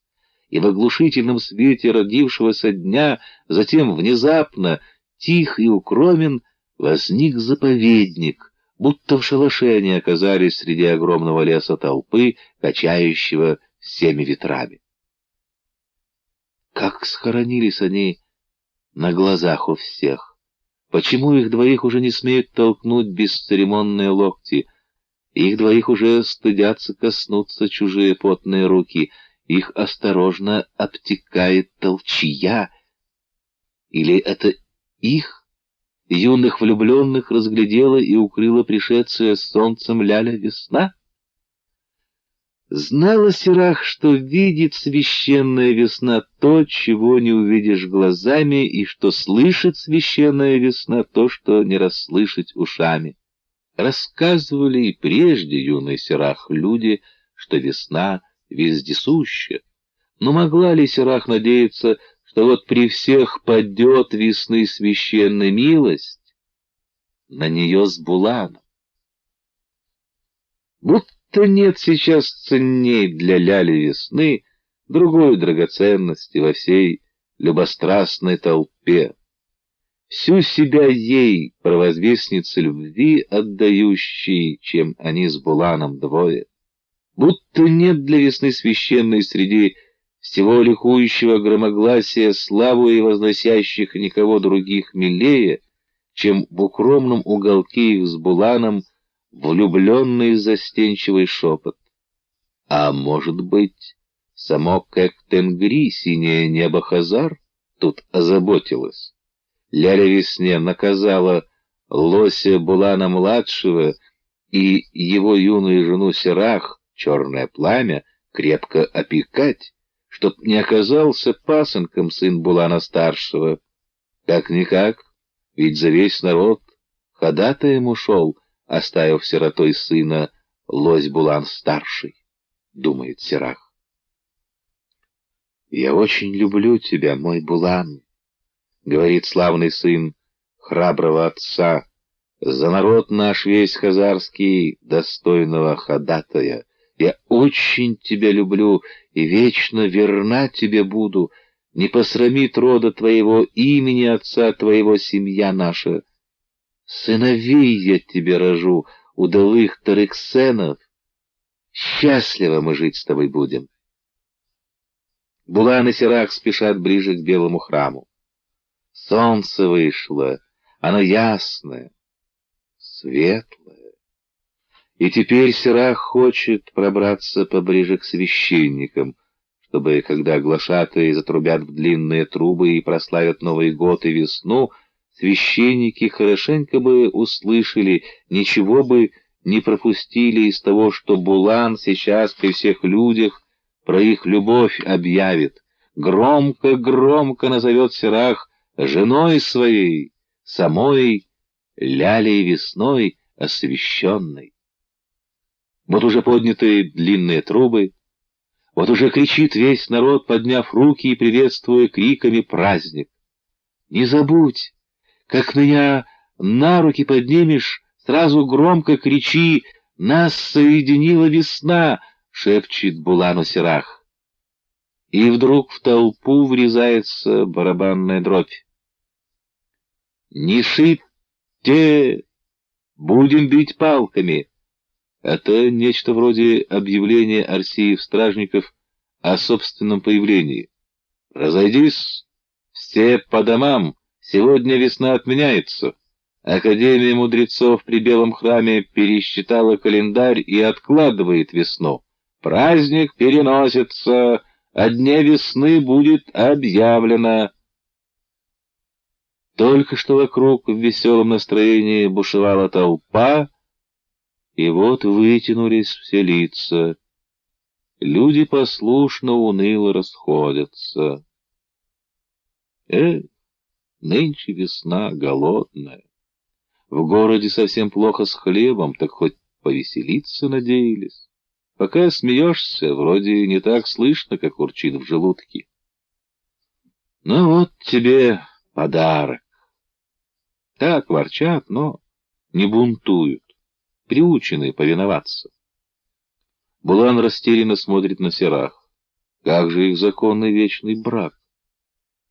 Как теперь, если весна священная не приходит? У Сирах убитое лицо. Но вот она уже трудно улыбается. Сирах берет Булана за руку. «Пойдем гулять на торги?» «Какие торги? Ведь они начинаются весной». Глашатые всегда прежде громко трубят в длинные трубы, объявляя приход весны, начало праздника и начало торгов. Нельзя. А мели еще по рядам не ходили, не отделяли в своей тележке десятину. Сирах гордо выпрямилась. Все можно остановить, даже весну, но не торговлю. Никому торговля не подвластна, даже Богу и его пророкам. Как ни гнали Христос и Мухаммад торгующих из храма, смирились. Усвой, милый, ничто не может остановить рынок, если рынок хочет торговать. Пусть в предвестии мора и падежа скота еще громче каркают в городе, перелетая от падали к падали вороньи стаи. Пусть маги и муллы пугают, что за грехи наслан демонами на город голый Дев. Чего только не наплела людская молва. Пусть толпа беснуется в сладострастии, торги все равно начнутся. И если закрыты двери базаров, если выгнали стражники оттуда торговцев, то вот он, наплавной мост, чем не место для рынка. А голодные люди, так те сговорчивее. Голод не тетка, с последним на рынок пригонит. А на мосту так и лучше. Чего купцам базара ждать, коли тут покупателей пруд-пруди? Тут не зевай, продавай, да смашное от стражников ходу. Тут и цену скинешь, десятину не отдавать, все одно в барыше. Наплавной мост стонет под тысячами ног. Не шитте, будем бить палками. Иша-управитель не разрешил на мосту торговать. Беспрестанно орут стражники, кричат, угрожают. но трогать никого не трогают. Кого бить? В такой толпе руки и ноги за обиду повыдергают. В такой толпе каждый противостражников герой. Качается наплавной мост. Подпоясанные веревками черные лапсердаки приезжих торговцев смешались с золочеными дорогими кафтанами хазарских рахданитов, ведущих заморскую торговлю. Архалуки и шубы северных гостей трутся меж пестрых халатов купцов с юга. Торгуют по-разному. У кого товар поплоше, мошна победнее, те сразу заорали во все горло, зазывают, выкладывают цену, а купцы побогаче не спешат, себя не показывают и цену наперед не называют. Мимоходом прицениваются, с безразличными лицами приглядываются к толпе из-под тишка. Метким глазом отметят покупателя и, глядь, уже скользнули в толпу их приказные. Сейчас покупателя как рыбу выудят, будто на лески подведут к купцу, с крюка не спустят, сумеют и цену поднять, и товар расхвалить. Посреди моста груда шелковых кусков. Желтолицый китаец расположился на шелке как дома, уже и пиалу с травкой заварил. Всем видом показывает, что день весь на мосту просидит, а цену не скинет. Тонконогий араб затащил на мостки верблюда. Вода уже брызжет меж досок, вот-вот черпанут бортом мостовые лодки, а араб никак не может развернуть своего верблюда и сгрузить тяжелые тюки дамасского полотна. С дубовым и березовым поленьями в руках расхаживает взад-вперед русоголовый славянин. Плоты у него где-нибудь под городом, а он ищет с образцами покупателя и найдет. Вот араб занят своим товаром, а уж косится на поленья. Кому в халифате не нужны весло и гроб, подпорки для корабля и на могильный знак? А из чего их сработать ремесленнику, как не из надежного дерева, из Руси-Хаданга? Да и воевать не будешь без колчана и стрел. Не примешь гостей без резной утвари. Нужен белый халандж, славянская береза. И глядите, не выдержал араб, бросил поводья своего верблюда рабу, а сам ухватился за поленья, взял, вертит в руках, на зуб попробовал, знаками сомнений выказывает, весь ли товар как образцы, а сам спешит, удача-то какая, без перекупщиков, пиявок местных обошелся. Славянин в ответ повернулся к Хорсу, солнцу, бьет себя в грудь. Араб отсчитывает динары, клятва Хорсу надежнее расписки. «Эй, а вы, нищие, прочь, не глядите голодными глазами на рыбу.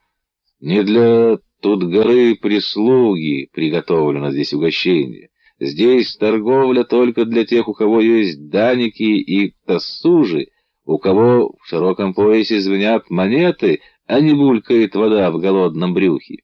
Здесь все для пира, но за пир надо платить не голодными взглядами. Вот они лежат, нежно-желтые, как янтарь, темно-красные, как гранат, ломти рыбы, копченой и вяленой. Покупайте тьму бочек, покупайте 2 тьмы бочек. Не беда, что в городе голод. Не для псов попрошаек хранили с купцами запасы. Сыпьте, сыпьте монеты и берите товар. Хоть в Багдад, хоть в Кордову везите. Русским воском крепко зальют при вас бочки, не пропадет по дороге товар, не испортится ни один кусок, не угаснут янтарные гранатовые цвета. Ищите изысканного тонкого кушанья? Купите соленого арбуза. Только здесь, в городе, на реке, знают секрет, как сохранить на всю зиму свежесть арбуза. Если купите ладью с арбузами, то купец бесплатно пошлет с вами верного приказного. Можете снять с приказного голову, если в ваших северных странах втридорога не раскупят арбузы. И торопитесь, вон уже выбрал арбузы для своего хана Кури бритоголовый печенег. А что это у печенега под мышкой? Уж не обвязаны ли тряпкой серебряные трубы? Не разрешено Кагановым указом продавать печенегам сирьевские серебряные трубы с бычьими головами. Для войны служат эти трубы и для грабежа. Печенеги пугают мирных селянок страшными звуками и грабят. Так кто же это продал сирийские трубы печенегу? Кто сам на себя набег накликает? Ах, вот зачем понадобились печенегу арбузы. Под арбузами скроет возчик серебряные трубы. У новгородцев товар помельче, а цены выше. Янтарем и жемчугом, серебряными кольцами, браслетами и гривнами соблазняет новгородцы. Впрочем, есть у них и другой товар — пенька и лен. Но уж тогда бери лодку, ушкуй, а из-за какой-то бочки новгородец рядиться не станет. Да и то удобно покупать у новгородцев товар ушкуями. Ушкуй — челн верткий, на волне устойчивый. Можно бы и за море на ушкуях, если бы не цепи поперек реки. Так бери, покупай товар ушкуями. Звериная морда на носу ушкуя лучше стражников хранит товар. Подумают охотники до грабежа, что это русы, и со страху сами ударятся в бега. Возле новгородцев толкутся с товарами их побратимы буртасы и булгары. На коротконогих буртасах меха, как на женщинах. Свои меховые шапки буртасы обернули цветными челмами. Прокладывая себе дороги, локтями тащат тяжелые связки куниц бородатые булгары. В рубахах и джуббах, в белых челмах снуют туда-сюда с корзинами, полными изюма, мордаты. Чинные в одеждах из парчи, с оружием из серебра, глазеют на народ чернобровые мадьяры. А на правом берегу у моста торгуют киевляне. Вываленные из лодей на берег бочки меда и воска, стоят кувшины сладкого березового сока, лежат кольчуги, панцири, ножи, мечи. Рядом кучами зеленый и красный софьян, желтый пергамент. Нет только рогожных мешков с золотой пшеницей. Стражники не пропустили пшеницу в город. На дне реки кормят рыб золотые зерна, а купцы, что дерзнули везти хлеб в город, распяты. Буланы серах бродят в толпе, глазеют на товары. Вокруг них бойко шепчутся, а пшеницы-то нет. Нет у русов пшеницы, быть голоду. Да нет, управитель богатством народ спасет, у него на крайний случай амбары пшеницей набиты. Вот он их, как совсем помирать начнем, сразу и откроет, облагодетельствует честной народ. Держи карман шире, может, кого и облагодетельствует, но не нас с тобой. Пшеница-то вон как в цене все поднимается.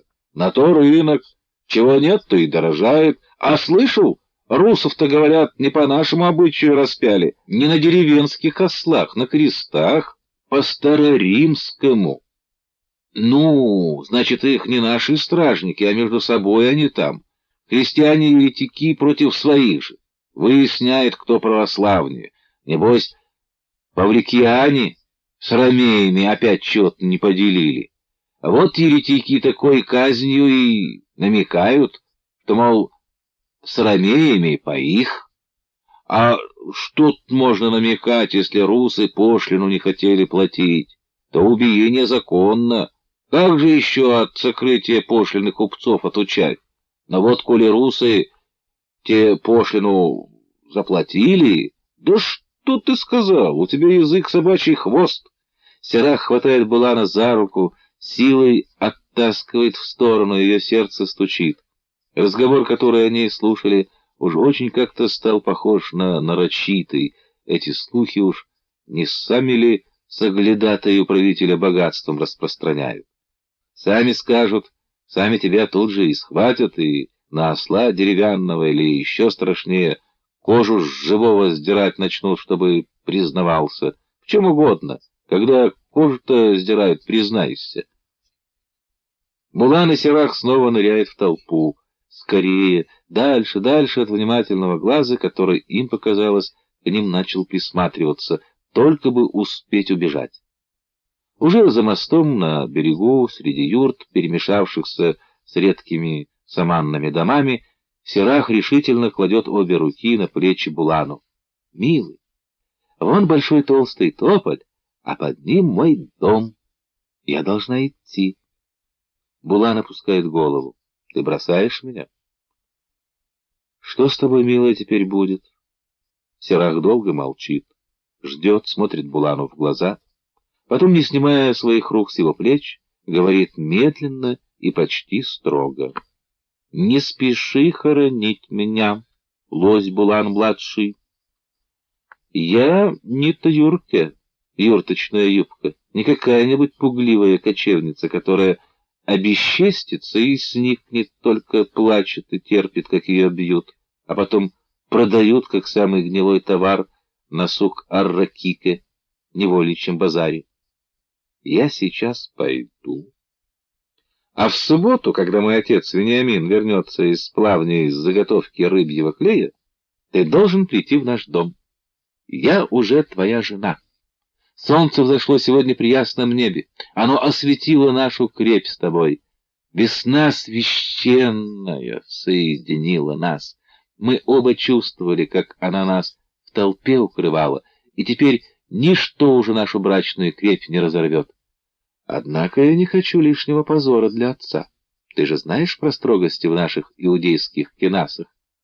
Учителя караимские блюдут показную нравственность лютея раввинов, хоть и честят раввинов талмудистами, а себя именуют свободными. Я умоляю тебя, ты должен добиться, чтобы в субботу мой отец решил, что это он сам тебя для меня выбирает. Сирах трудно засмеялась, потрепала Булана по голове. Ну, справишься? Ты вон ведь какой, Каткулдукчи, воин, и видом приглядный, воинственный. И отец у тебя известный, ходатаем своим вся масса народа не всякого выберет. Как сыну ходатая за весь народ ратующему взять и отказать? Мой отец такой, он тут сразу в лепешку расшибется. Сумеешь отца покорить? Мы должны что-то делать, пока все не раскрылось. Ты же не допустишь, чтобы меня побили камнями?» Булан ободрился. «Я хитрый, я не какой-нибудь талай, заяц. Я не лягу на спину, подняв лапки кверху». Сирах жестко сказала: «Помни, что с обесчестившего девушку, если он не выплатит отцу виру, сдирают кожу». Булан вздрогнул. Желтое короткое платье полыхнуло, как желтый солнечный зайчик, и как зайчик будто стерлось на белой саманной стене. Булан долго не уходил. Смотрел на толстый тополь над домом Сирах. На ветках тополя уже проклюнулись снежные зеленые листочки. Сдавленный крик долетел до него, как плач на плахе. «Нас соединила весна!» Это был крик Сирах. День 5. Работорговец Гер Фанхас. А в это же время, или по другим источникам несколько раньше, на самом южном краю Европы, в Испании, в столице кордовского халифата Кордове, думал о тяжкой судьбе разбросанных по всему миру таких же сирот, как Сирах, тайный мастер общины детей вдовы Хаздай. Усталые это были думы. Сколько уже было пророчеств о том, что кончаются сроки, но ждали, надеялись, и снова обманывал срок. Абу Юсуф Хаздай ибн Шафрут смотрел в окно. По тесной дворцовой площади от него уходил придворный поэт Менахем бен Сарук. Вместо зонта поэт держал над головой плащ цвета меда, который яростно рвал у него из рук колючий ветер. Дождь клубился водяным месивом, а откуда-то с реки, со стороны Средиземного моря, еще и еще наползали черные злые тучи. Поэт был длинен и тощ, как кола, торчавшие всклоченные волосы делали его еще длиннее. Этот кол норовила переломить ненастье. Оставленная солнцем вдова природа сама била свое дитя. Внезапно, однако, поэта будто лавиной снесло с площади. Хаздай схватился за сердце. Площадь заполнилась русами. Хаздай понимал, что надо бежать. Русы, только недавно, неожиданно налетев на многих лодиях, пограбили город, но ноги Хаздая прилипли к полу. Тогда, чтобы хоть что-то взять, чем-то занять себя, чтобы оттянуть время, Хаздай протянул руку за медным зеркалом. Пусть врываются к нему, пусть убивают, а он в последний раз посмотрит на себя. Ему есть чем предстать Богу. Жаль, конечно, что об этом не успел написать знаменитый поэт Менахем бен Сарук. Ведь они только что так понимающе поговорили. Конечно, бен Сарук слишком затуманивает свои поэмы сложными намеками и каббалистическими символами, но знатоки древнего языка сохранились даже в самых далеких общинах, и они любят, проявляя свою ученость, разглядывать поэтические намеки, особенно именующие себя детьми вдовы природы. Но, может быть, русы пощадят хоть поэта? Тогда бен Сарук, оплакивая Хаздая, еще громче его Хаздая прославит, чем если бы он остался жив. Самое плохое часто бывает к лучшему. Отнявшиеся от страха ноги по-прежнему не подчинялись Хаздаю, но руки шевелились, и он гордо поправил поддельные длинные виски, которые щедро высовывались из-под его черной шапочки. Хаздай был давно уже совершенно лыс. Затем представил, как только что перед ним сухоньким стариком страшно маленького роста буквально распластывался, стараясь подобострастно заглянуть в глаза, знаменитый на всю Испанию и по общинам рассеяния поэт.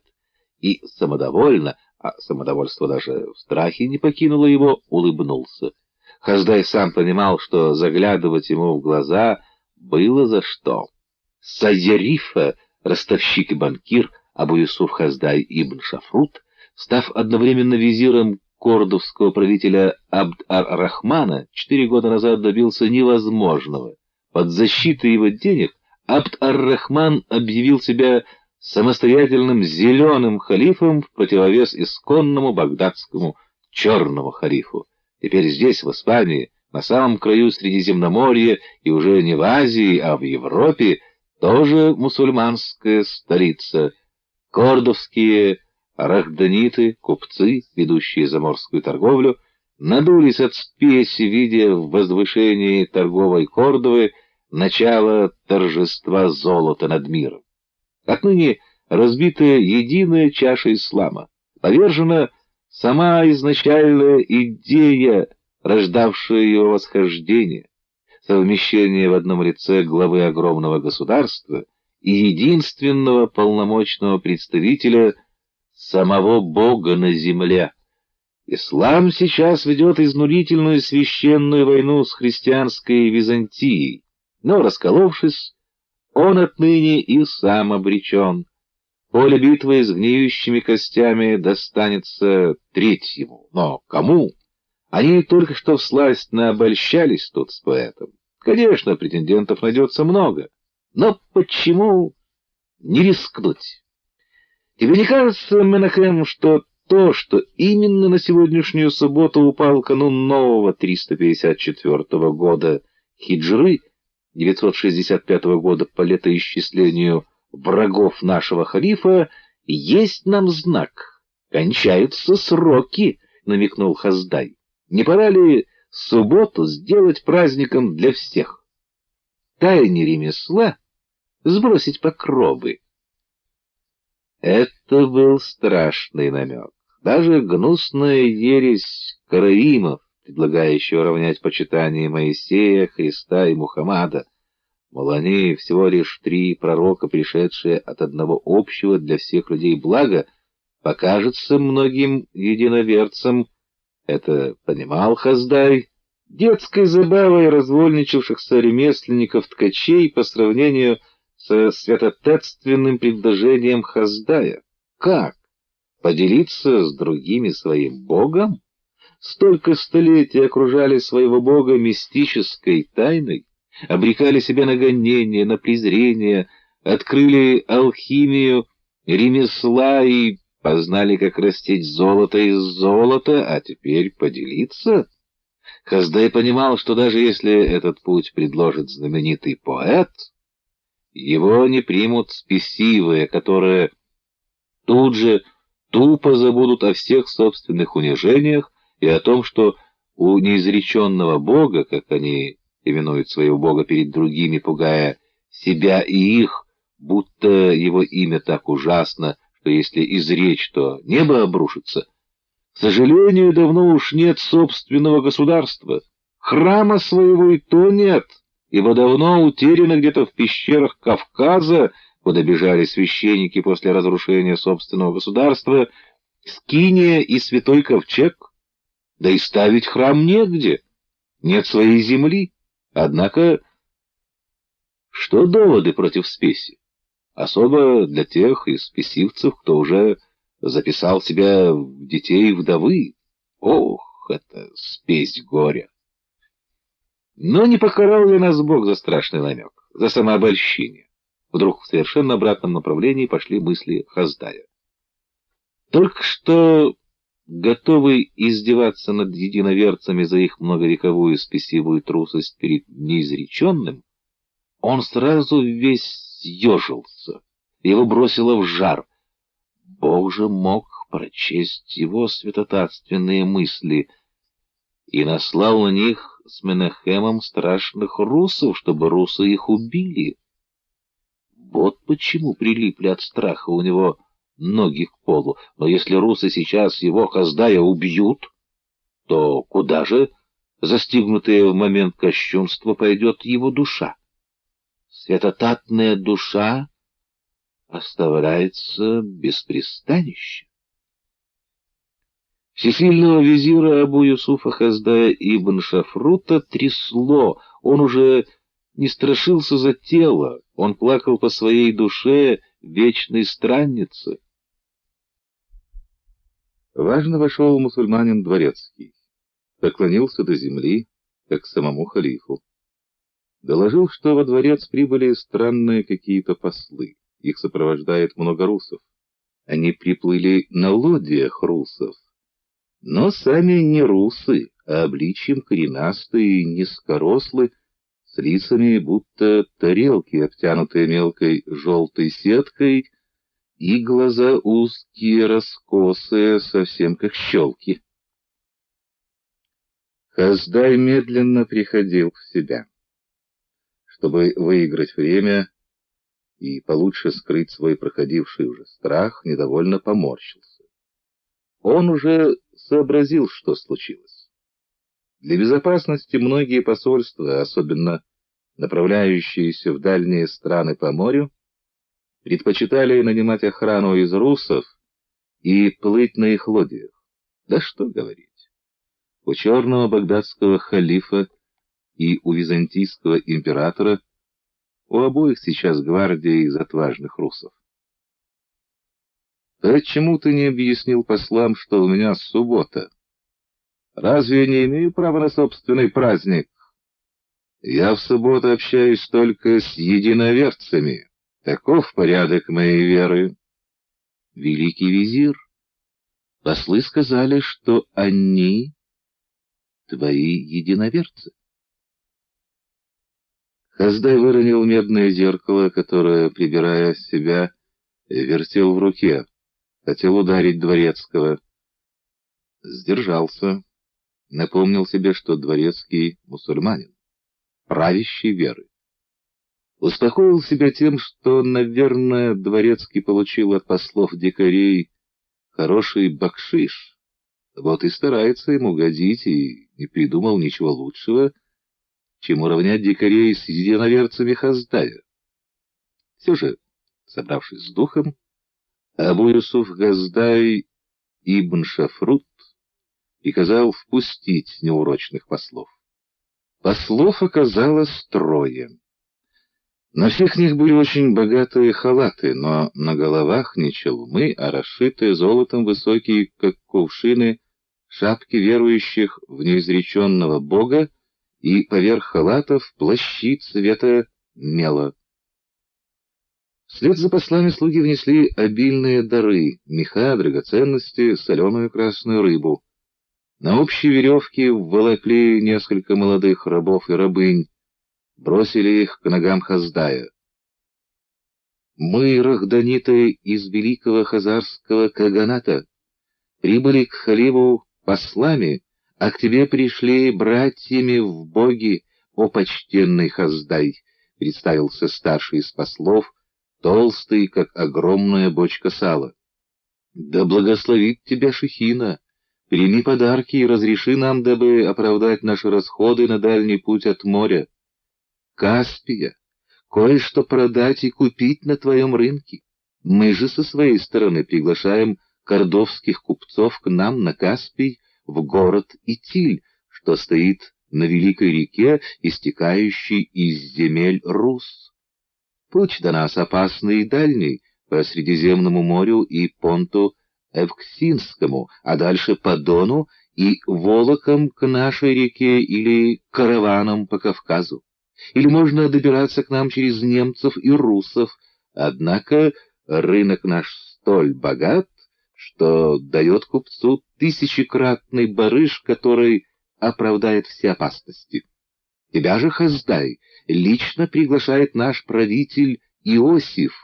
Он у нас носит титул Иша, считается он управителем при Кагане, но власть у Иши поистине царская, ибо Каган мало выходит к народу и служит больше Богу, чем нам, грешным, так что если ты захочешь послать письмо, то можешь поименовать нашего Ишу царем. Ему это будет приятно, а нам лестно. Если же ты, как умный Сайярифа-халифа, захочешь вложить в наш рынок кое-какие свои деньги в расчете на хороший барыш, то лучше тебе иметь дело со мной.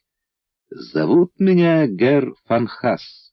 Я староста всех базаров в нашем городе, Сайярифа нашего Кагана, и сам владею доходной работорговлей во всей Европе. Мою добропорядочность и честность в торговых делах подтвердит тебе каждый рахданит, торговавший на рынке рабов в Праге или Константинополе. Знает меня также в Багдаде и Киеве. Я надежный Сайярифа. Герфенхес еще что-то продолжал говорить о торговых делах, но Хаздай не слышал его. Премудрый и всесильный визирь Абу-Юсуф Хаздай ибн Шафрут во все глаза смотрел и не мог поверить в сотворенное для него Шехиной по случаю праздничной субботы сакральное чудо. Наверное, если бы пророк Моисей прислал к нему вестников-ангелов, он не был бы удивлен и растроган больше, чем от внезапного появления этого толстого, как бочка сала, туземца Фанхаса с гордо, как аристократический титул, произносимым «гер», прозелит, перед именем. Вот он, третий. Вот кто уже идет, чтобы изменить все в этом мире, сроки которого кончаются. Вот истинные дети вдовы природы, овдовевшие после захода солнца. Уж такие-то не пропадут. Вот из кузнечика саранча. До сих пор Хаздай слышал о великом хазарском каганате, якобы великой державе неизреченного, возникшей где-то на самом восточном краю Европы в прикаспийских и придонских степях, как о манящей сказке.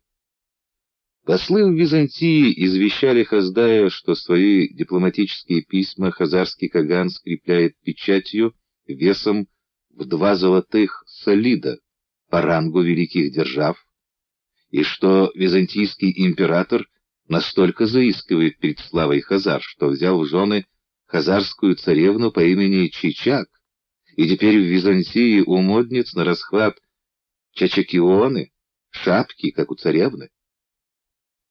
Посольство в Багдаде смущающе доносило Хаздаю, что там в части полководец Тонг ал-Хазари, по происхождению хазарский принц, человек, к тому же еще и зело ученый, пожертвовавший всю свою воинскую добычу в монастырь суфиев на книги и сам там поселившийся.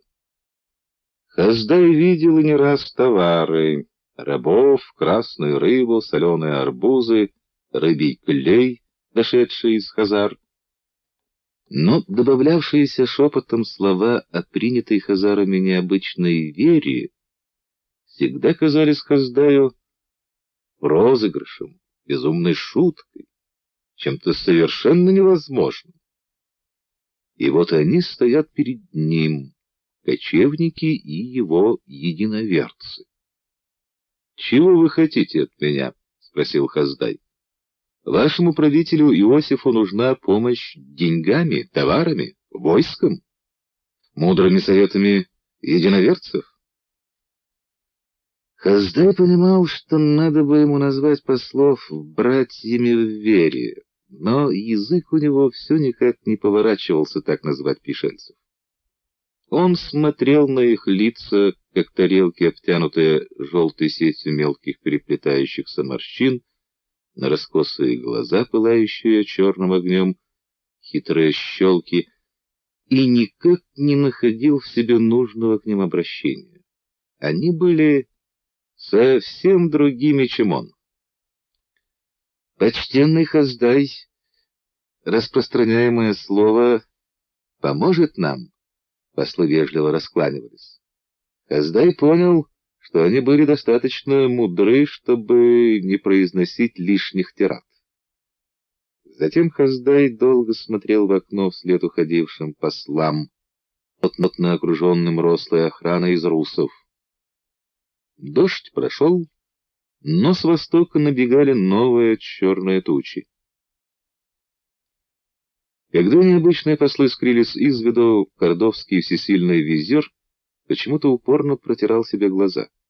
Ему все казалось, что ничего не было, что это его, уставшего от субботнего праздничного одиночества, вынужденного тем, что во дворце ему нельзя было оскверниться общением в святой день с иноверцами, во сне посетило праздничное видение. Потом уже совсем смутно он вдруг припомнил, что толстый, как бочка сала, Гер фон Хас что-то еще пытался ему говорить про барса Святослава, который где окреп и ходит уже совсем рядом с владениями Хазар, и что по кочевому календарю последующий год будет годом барса. 965-966 годы. Но зачем, осторожно косясь на свою охрану из русов, как бы ненароком сообщил об этом хитрый кочевник мудрому визиру Хаздаю? Это еще предстояло вычислить. Может быть, из-за барса и поднялся ветер, что погнал хазарских послов на запад вплоть до самого дальнего моря, до самой Кордоры.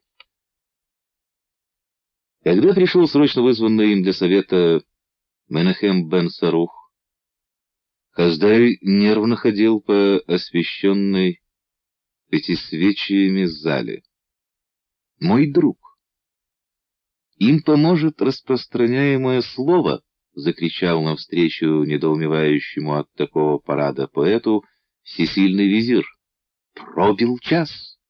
Нам поможет распространяемое слово!»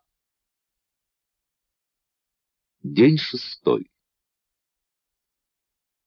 Кефир Памфамир всего лишенный. Кефир извивался, как змея на передке арбы под парившим солнцем. Руки и ноги Кефира были крепко связаны вожжами. В зарослях чекана было сыро, жарко и душно. «Ну что, Кефир, задумался о своей судьбе? Будешь рассказывать правду? Говори, почему поручению ты пробрался ко мне на корабль? Кто тебя послал следить за мной? Сам император Никифор Фока? Кто наставлял? Паракимомен? Его спальничный? Говори же все, нечестивый. Ты видишь, не только у императора Византии хорошая сыскная служба, но и почтовый барит всемогущего халифа не бездействует. Нанял надежных осведомителей, и я был предупрежден о византийском лазутчике. Ты уличен. Если хочешь молить меня о снисхождении, кайся. Кефир снова скрутился, как змея, всем телом, застонал. Монах подошел к нему, распутал Кефиру ноги и, рывком приподняв, поставил на ноги. «Смотри мне в глаза и отвечай. Имя твое?» «Памфамир». Спекшиеся губы Кефира едва шевелились. «Понятно. Это греки тебе такое имя дали. Всего лишенный, значит. Такое имя обычно дают крещеным рабам. Ты из рабов?» «Да.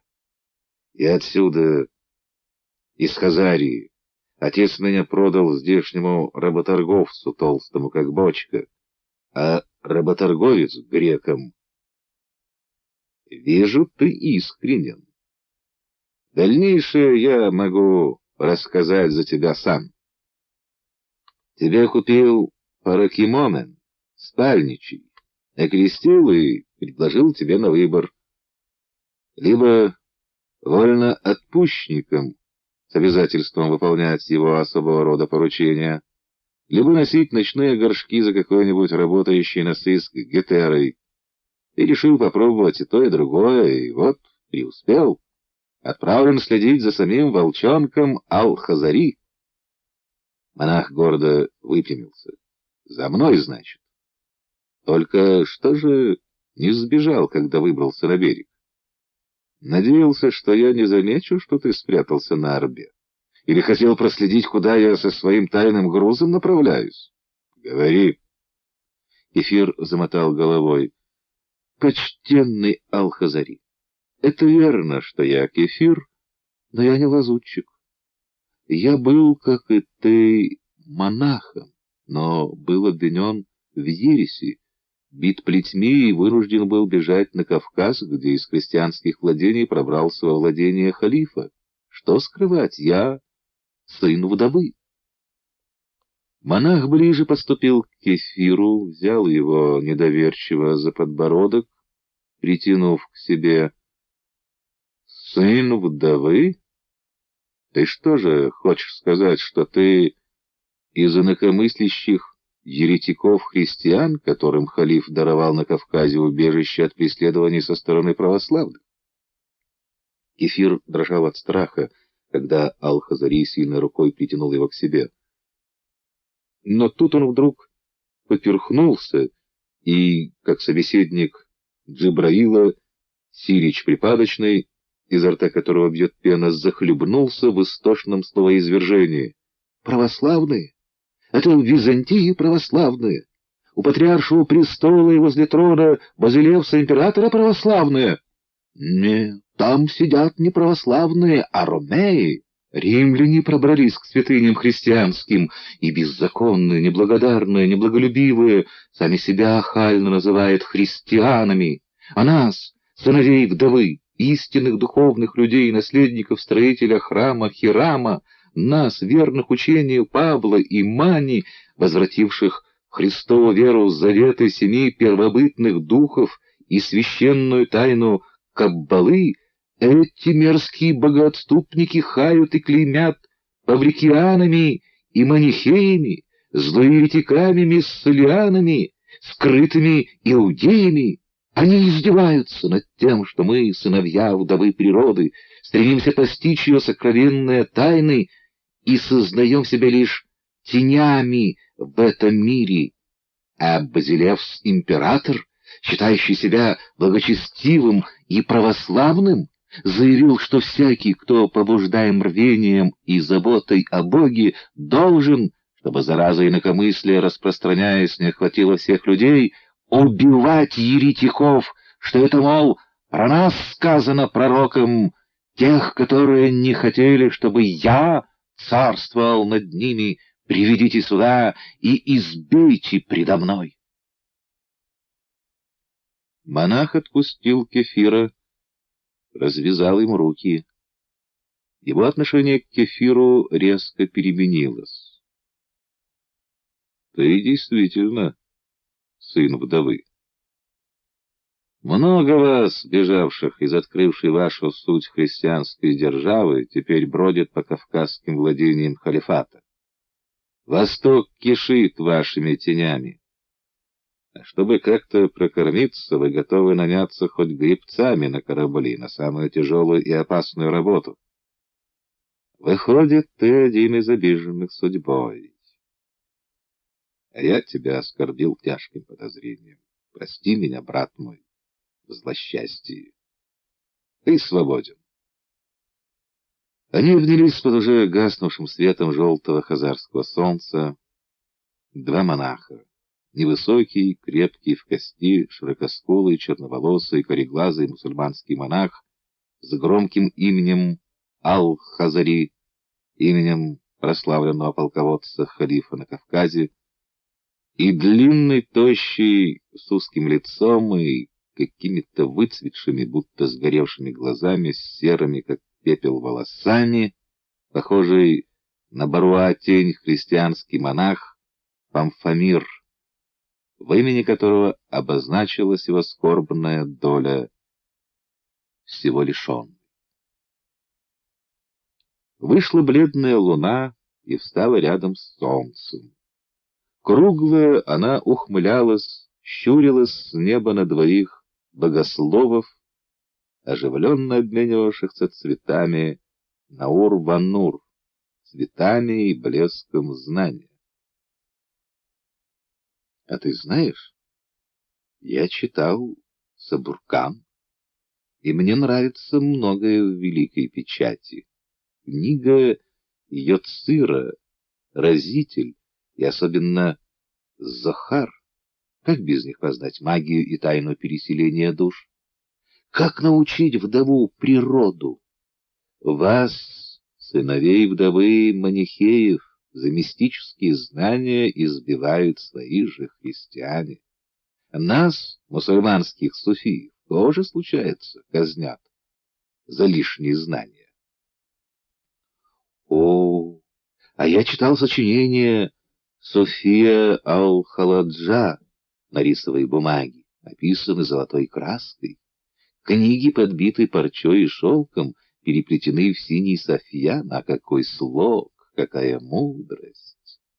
А ты осведомлен, христианин, что Шерстобит Ал-Халадж, увы, подобно зверю, казнен в Багдаде 45 лет назад?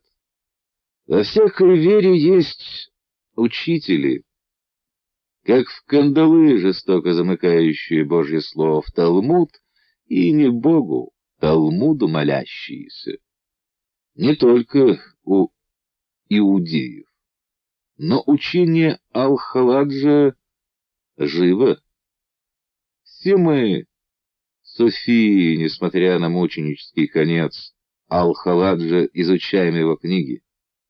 И каждый год в Багдаде находятся, несмотря на чрезвычайную опасность, храбрые ученые-мужи, которые в день смерти Ал-Халаджа выходят на берег Тигра, точно там, где когда-то висело на позорном столбе тело учителя, и высматривают его дух. Если бы я был в Багдаде, я был бы с ними, не боящимися, что их тоже казнят. Да, мусульманин, трудно нам, докапывающимся до знания, существовать во всяком вероисповедании. Везде нас одинаково преследуют и травят, объявляют инакомыслящими и еретиками. Я думаю, это от того, что все мы одинаково гностики, люди знания. Знание — вот наше ремесло, а это опасно для тех, кто захватил в разных языках и разных верах власть. Ведь истинное знание объединяет, оно всеобщее. Бог истинный, для всех един. А учение его мудрости и добрых дел приносится в мир время от времени в непрерывной последовательности через посланных единого. Имен у посланных единого много. Так в один круг времени пришло общее истинное учение, основанное на знании через посланного, называвшегося Буддой в земле индийской, в другое время через Зороастра в стране персидской, еще в другое через Иисуса в краях средиземноморских и европейских, а еще в другое через Мухаммада в странах азиатских и африканских. Теперь к нам пришел Мани и только напомнил об общем знании. То, что 7 первобытных духов в течение 40 дней откровения открыли первым мастерам ремесла и что закреплено в тайном учении Каббала, предание, то теперь Мани через свою великую печать доверяет всем истинным духовным людям. Такие вот речи вели между собой два монаха, подусмехавшиеся высоко в небе бледной луной. Время бежало ланью, уже к полночи приближался его ход, а обладатели знания все обменивались с его дарами.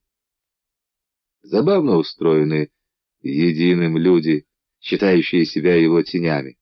Только что они готовы были убить друг друга, а теперь рассуждали об Айн, тайном ничто, якобы единственно управляющим всей вселенной. Именовали всю природу вдовой от того, что, мол, природа, как женщина, и вдовеет, когда уходит оплодотворяющее ее солнце. Говорили с уважением о посвященных, детях вдовы у иудеев и сыновьях вдовы у христиан, Софиях у мусульман, о мистическом голосе первобытных духов, запечатанном в тайных книгах Востока. Уже обнялись, а теперь лобзаются два монаха, но слово цепляется за слово, тянет новое слово, и вдруг искра высеклась от трения. Искра вспыхнула и палит. Коричневое пламя раздора разогревает. В полном согласии были, как голубки ворковали два монаха, пока убеждали друг друга, что мир не более чем эманация, истечение божества, и человек должен всю жизнь стремиться отрешиться от своей материальной личности и слиться с божеством. Но вот вопрос, а для чего, а во имя чего? Высветилось вдруг изнутри, словно темным огнем, лицо Кефира Памфамира, всего лишенного, и он изрек: «Мы еще возьмем свое, брат на брата и сын на отца пойдут в междоусобной войне в Византии, будет внутренняя война, и после нее мы сядем возле трона. Я уже сейчас для смертных Памфамир всего лишенный, а для избранных будущий епископ Памфалон из всех родов. И не у сыновей вдовы, манихеев, я уже тайно рукоположен во епископы, а в самом Константинополе в официальной церкви. Не веришь? Удивляешься? Но не тому тебе еще, хоть ты и славный полководец Ал-Хазари, предстоит удивиться. Ты привык добывать победы на полях битв в открытом бою. Но страшнее и величественнее битвы тайны, которая изнутри раскалывает, как трещины, корабли и топят огромные державы. В этих скрытых битвах вдруг идут на дно и исчезают бесследно в пучине цари и герои, и возносятся на поверхность моря к солнцу вчерашние рабы, вроде раба Багоя, убившего Артаксеркса Оха и севшего на его трон. Всего лишенные монахи, манихеи становятся епископами из всех родов. Сыны вдовы имеют уже много своих людей в Константинополе. Мы, как кокон, обвяжем Базилевса. Мы ловчее, хитрее и мудрее. Наше оружие тайно, и мы умеем надевать на себя личину. Мани объяснил нам: я не безжалостен, как Христос, который сказал: кто отречется от меня перед людьми, отрекусь от того и я. А я, учитель Мани, говорю, верящий мне, отрекшегося от меня перед людьми и приобретшего обманом свое спасение, я считаю не отрекшимся и с радостью и без наказания принимаю и награждаю. Поэтому у нас развязаны руки. Мы можем целовать крест в одном, а делать другое. У нас двойная мораль и двойная совесть, а потому мы, как драконы с двумя головами, непобедимы. Мы отрекаемся перед обычными, непосвященными людьми и верим кругу посвященных. Мы презираем как вещи, как навоз всех, кто не является истинно духовными людьми. С ними можно поступать как со скотом, они все равно обречены. Только гностики, люди знания, достойны, чтобы с ними поступали справедливо. Нам, людям знания, каким бы языкам или вероисповеданиям мы ни принадлежали, всегда есть о чем поговорить. У нас есть Наур-Ванур, цветы и блеск знания, которыми мы можем друг друга одарить, а человеческий скот везде и всюду равно скот. Вот я общаюсь с тобой, славный полководец Ал-Хазари, и чувствую твою духовность, а ты чувствуешь духовность мою, а остальные же, мне не хочется неразумных даже вспоминать. Ал-Хазари тоже медленно багровел лицом. Вошедший враж, сын вдовы, однако все бубнил и бубнил своим одноцветным голосом про избранных и посвященных.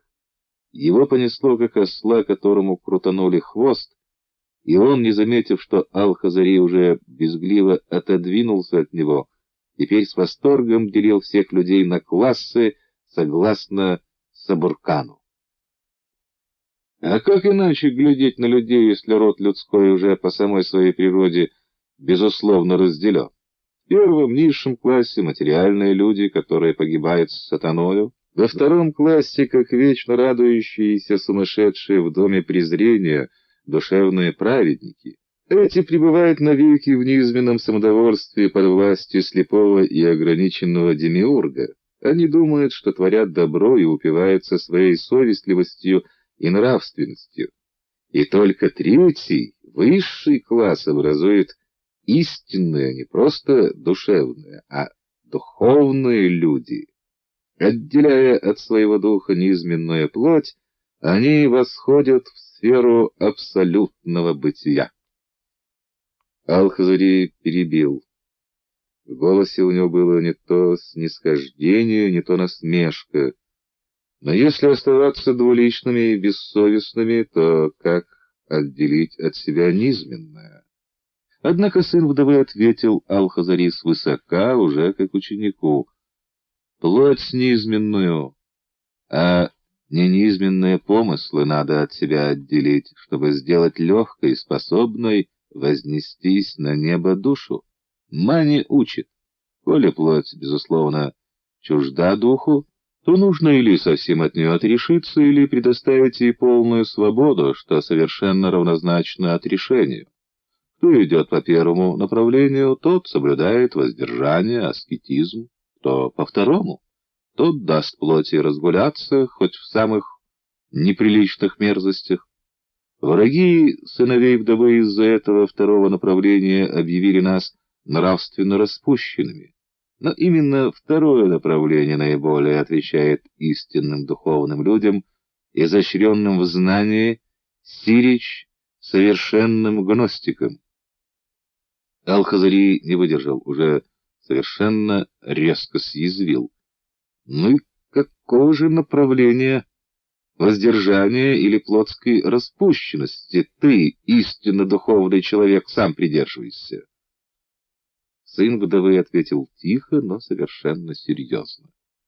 По причине определенной природной неполноценности, которую я испытываю вследствие учиненного над сосудом для моей души здесь, в городе на реке, в детском возрасте оскорбительного насилия, чтобы потом на рынке выше взять за меня цену, я не могу сам воспользоваться плотской распущенностью и вынужден придерживаться только первого, аскетического направления. Ал-Хазари, уже было совершенно отвернувшись от сына вдовы, вздрогнул, приблизился, обшарил взглядом нагую, тощую и почти бестелесную, действительно совсем как у Баруа тень, фигуру Кефира. Смутился, скривил рот.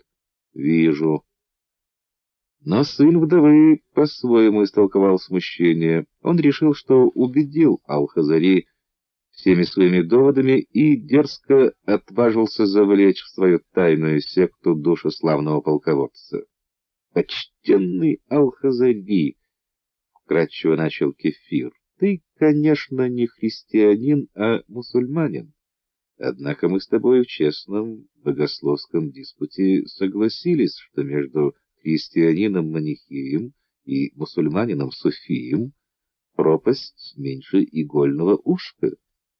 Заручиться бы тебе поддержкой братства сыновей вдовы, доблестный полководец, и братья подняли бы тебя выше русского барса Святослава, соперничающего славой с Зулькарнейном Двурогим. В X веке на востоке русского полководца князя Святослава молва сравнивала с легендарным Александром Македонским, Двурогим. Это я предлагаю тебе, будущий епископ Астильский, Хвальский, Анагурский, Ретекский, Гунский, Таматарский, Хацирский, Памфалон. То есть епископ Итильский, Хорезмский, Анагурский, Терекский, Гунский, Тьмутараканский, Хазарский. По именам семей епархий, охватывавшихся Хазарской епископской кафедрой. Названия сохранились от Анагур и Гуннов, рек Итиля и Терека, от Хорезма и Тьмутаракани. Вот уж истинно. Услышат иные об Айн ничто, соберутся на задворках, назовут друг друга детьми или сынами вдовы природы, подмастерьями мастеров ремесла или еще каким-нибудь иным завлечением соблазнятся, и уже верят в себя, что они посвященные и избранные особы, что они одни духовные люди, и души их одних не исчезнут вместе с сатаною, а поднимутся сразу на Арават, седьмое небо, к сокровищам справедливости, благоволения и росе воскресений. И в этом самомнении своем не хватает такому сыну вдовы часто даже простой способности трезво вокруг себя посмотреть, с уважением отнестись к собеседнику, а тем более никакой уже силы нет. Кто он, а кто ты сам? Памфамир, всего лишенный. В ответ на шепот сына вдовы славный Алхазарий засмеялся. Я всегда проявлял любопытство к тайным сектам и обществам, потому что в них поддерживается дух инакомыслия, а инакомыслие — острый нож, которым добывает новое знание. Однако мне противно в ваших сектах и тайных обществах то, что вы себя объявляете избранным слоем, высшим классом, а прочих людей, которые пасут скот и сеют хлеб, чтобы вас кормить, спешите отнести к низшим. Я волчонок, принадлежу к дому волчицы Ашины, а по самой крови своей рожден быть избранным в великой степи. Небу подобен Каган. Однако я всегда полагал, что Каган восседает над своим народом, чтобы весь народ устроить. Так завещано на древних черных дощечках мудрость моих предков. Весь народ должен Каган обустроить, а не одних доблестных беков и мудрых шаманов, не об одних баях богатых, но о всех байгушах, бедняках должен всегда думать справедливый, небом рожденный Каган. Народ — шатер, а Каган — опорный столб. Рухнет шатер без опорного столба, разбредется народ. Но без самого шатра загадить опорный столб первая же пролетная птица, сломает ветер и обуглит в небесном гневе колючая молния. Я хочу стать бабочкой, которая влетит в огонь и через свою гибель сама станет огнем. Счастливо гореть, когда ты знаешь, что огонь, в который ты входишь, согреет твой народ. Волчонок гордо выпрямился и представительно расправил плечи, как славный бек перед воинами, хотя перед ним был только одинокий Кефир. Вот какое мое тебе, сын вдовы, решительное ответное слово. И тут же Алхазари начал собираться, запрягать мула, разворачивать арбу. Он считал, что убедил, открыл заблудшему такую высшую истину, которая, благодаря своему величию, неоспорима. Совсем стемнело. Луна в небе стояла уже высоко и казалась подозрительно, вся скривившись, и то и дело, прикрываясь облаком, глядела на арбу. Мимо зарослей чекана по дороге, ведшей к городу, прошагал запоздалый караван. Высокие спины верблюдов выплывали из темноты, как горбатые сопки, напомнив волчонку Алтай, куда он в юности ездил учиться мудрости и доблести. Из города, с минарета, донесся прощальный крик муэдзина, и волчонок вспомнил Багдад. Потом мерно ударили церковные колокола, христианская церковь позвала к вечерне, и волчонок будто увидел Киев. Русский каганат еще оставался языческим, но каганша Ольга, мать Барса Святослава, уже строила церкви, крестилась в Константинополе. Волчонок любил Киев, не раз бывал там с послами. За рекой на другом берегу вспыхнул огонь на капище, на родном хазарском капище. Сюда волчонок ходил советоваться с предками, очищать душу перед битвами. Огонь на капище скрыло молочным туманом, наползавшим на реку. Алхазари опустился на колени возле арбы. Помолимся перед дорогой. Весну в городе не объявляли, мы услышали бы длинные серебряные трубы. Они очень громкие. Но все-таки рискнем въехать. Я ведь, честно говоря, въехать не решился в город еще и из-за тебя. Побоялся, что врага сам привезу. Однако, какое твое, наше хазарское имя? Не за Кефира, неверного Памфамира, или тем более епископа Памфалона, мне, мусульманину, Аллаху молиться. Как тебя, сын вдовы, по-нашему-то звали? Меня Тонг-Тигин. Но ты уж и сам, конечно, об этом догадался. А твое родное — наше имя. Сын вдовы, еще разочарованный неудачной попыткой совращения в свою секту самого волчонка, грубо проворчал: «Не помню». Монах взорвался: «Не помнишь? Так как же ты с Кунгаул-Сун, высокой травой, желтой полынью говорить будешь? А как поговоришь с синим небом, с красным огнем, с зеленой степью? Могут не откликнуться тебе, не принять назад. Стыдно, всего лишенный. Как это ты, так себя забывший, на родину возвращаешься? Ты чтишь вслед за твоим учителем Мани Павла из Самосад. А почему же завет другого великого самосадца древнего Лукиана забыл? Про нас с тобой, таких, как ты и я, блудных сынов, он писал: те, чьи дела на чужбине складываются неудачно, в один голос восклицают, что Родина — самая великая из благ. Но даже и преуспевающие считают, что при всем благоденствии им не хватает главного, ибо они живут не на родине, а на чужбине. В жизни на чужбине есть даже доля бесчестия, и часто можно наблюдать, как те, кто, живя на чужой земле, прославился, приобрел большие богатства, снискал всеобщее уважение подлинным мужеством и обширными знаниями, всей душой стремятся на родину, словно не находя в чужих краях достойных оценить их успехи. Пронзительную мудрость в эпистоле этого иудея, а ты даже имя свое родное забыл. На тебя плюнуть надо. Ты же конь, вплоть до холки, покрытый паршой. Еще про Айн ничто рассуждаешь, и про Арават, седьмое небо. Далеко ищешь, а близкое забыл. Сиротой прикидываешься, сын вдовы. Да что тебе, отец, что мать, коли ты даже не стыдишься, что имя свое забыл. Сын вдовы стоял и впрямь как оплеванный. Низко была опущена его голова, дрожали колени. Уже было за полночь. Белый молочный туман загустел, и под упругим ветром летел над чеканом хлопьями.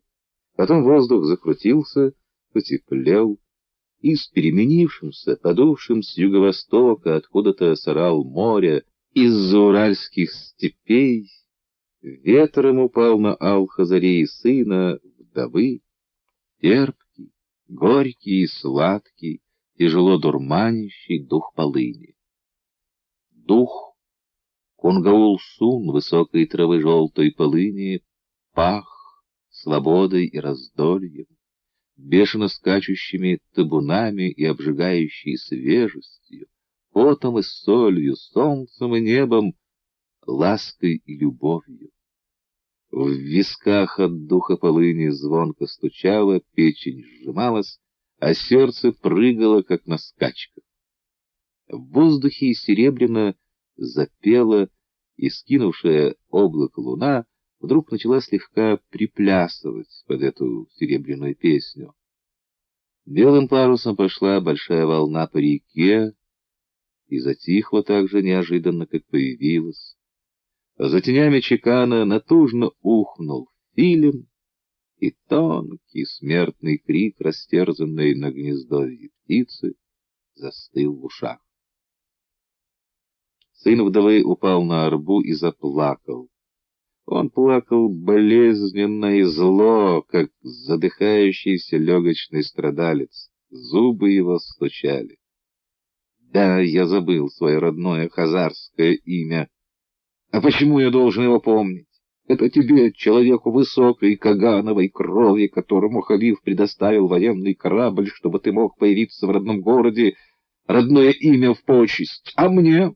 Ты еще раз посмотри на меня. Я гол, как сокол, я нищ, как пес, я незаметен, как тень. Ты ведь и не разглядел бы меня на корабле, если бы я, опьянев от проклятого родного воздуха, не сорвал с себя чалму. Видишь, родной воздух уже снова подвел меня, он как клеймо несчастья. А до тех пор никто меня не замечал, ибо я Бару-Атень. А может быть, меня так и звали в детстве?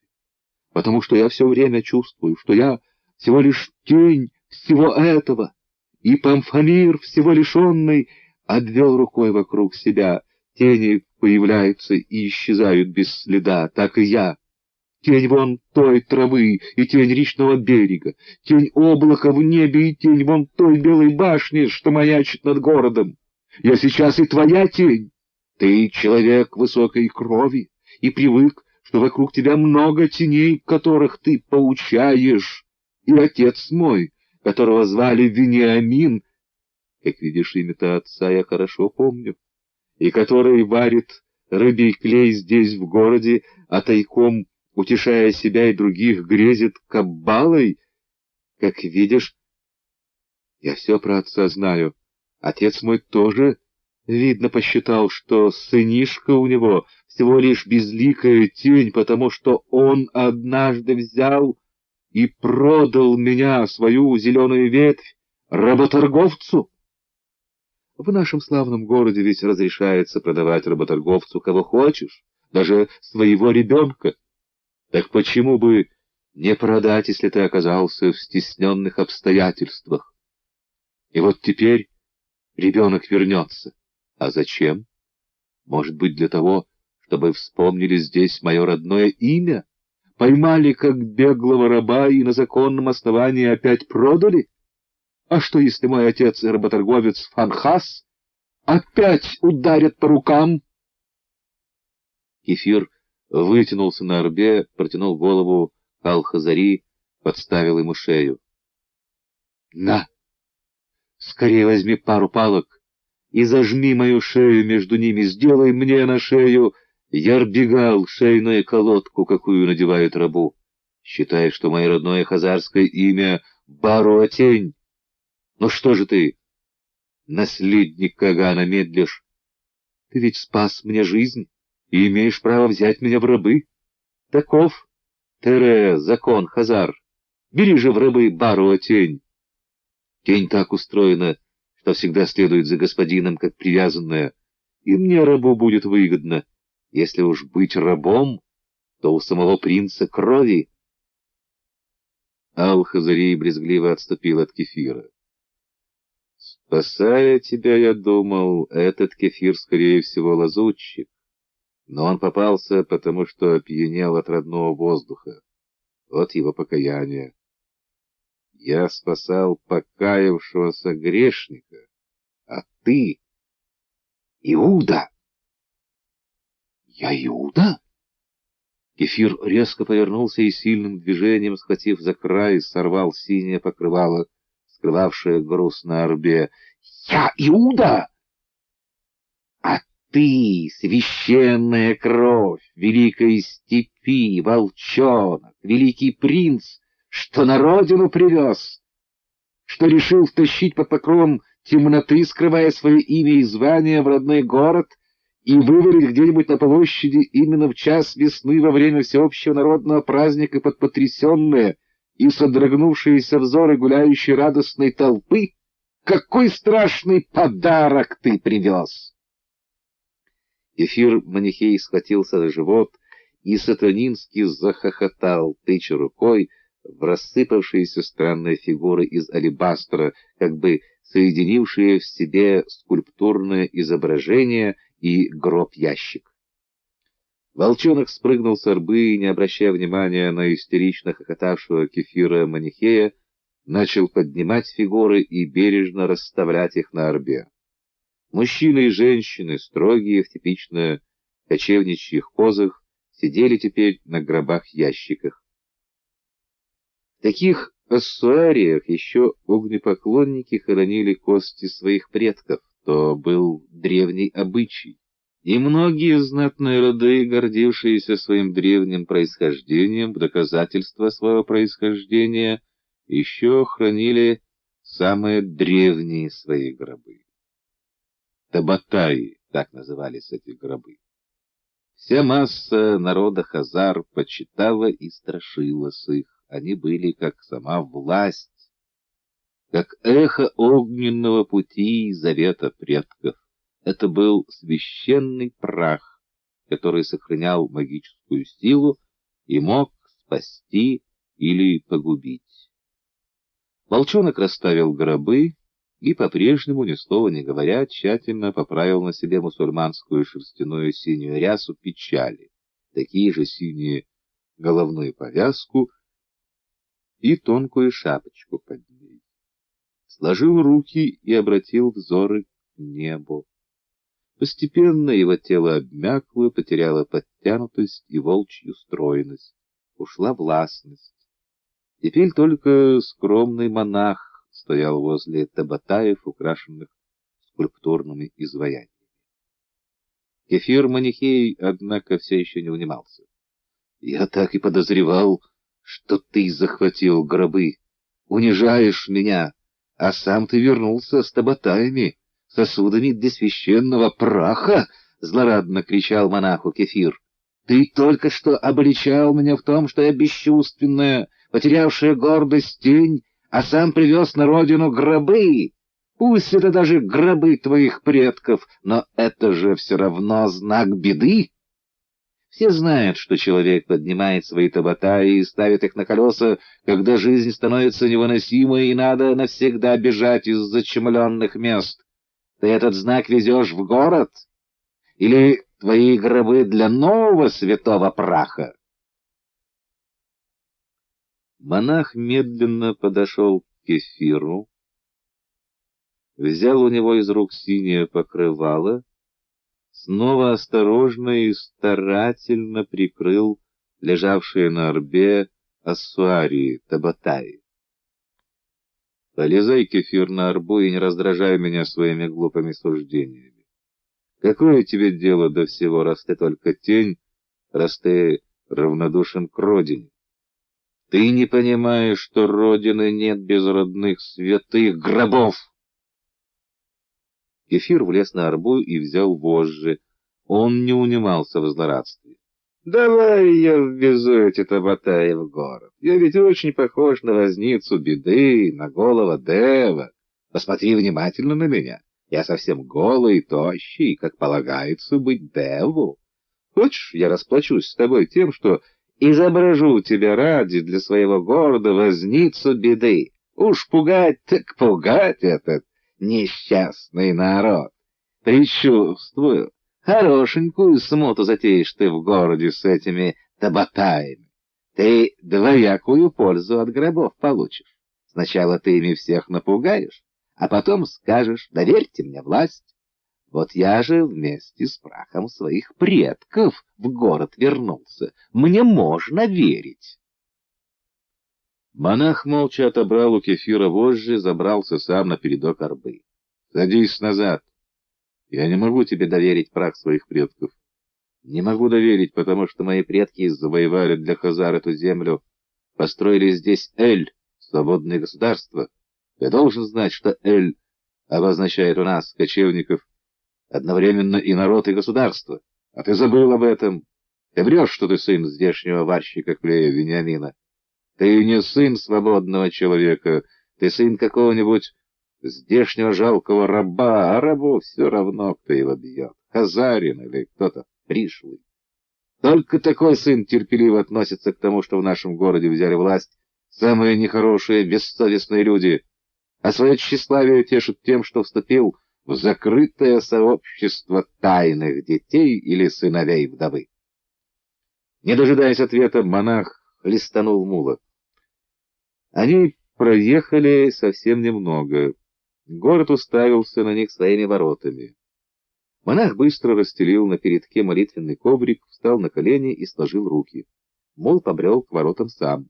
А монах закричал громко, как мулла с минбара: «Я стриг усы, которые раньше оставлял, и взял молитвенный коврик, длинный, как день». Несмотря на ночь, городские ворота, похоже, сами открываясь обеими створками, приветливо поползли арбе навстречу. И вот тут Кефир приблизился к монаху, горячим ртом задышал ему в ухо. «А ты хитер и ловок, храбрый принц, наследник Кагана!» Ишь заорал молитву странствующих монахов. Все учел. И то, что в нашем городе стража набрана из мусульман арсиев, и то, что по происхождению эти арсии из Хорезма, где до самых недавних пор хоронили мертвых по огнепоклонническому старому обычаю в ассуариях-табатаях.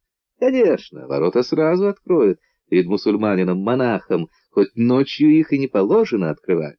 Конечно уж, кто-кто, а арсии точно переполошатся и перепугаются до смерти, как только разглядят эти гробы. Ты ведь, конечно, как-нибудь уронишь в воротах синее покрывало. Монах дернул плечом, попытался отстранить от себя прильнувшего к нему Кефира, но Кефир внезапно крепко схватил монаха своими тощими пальцами за горло.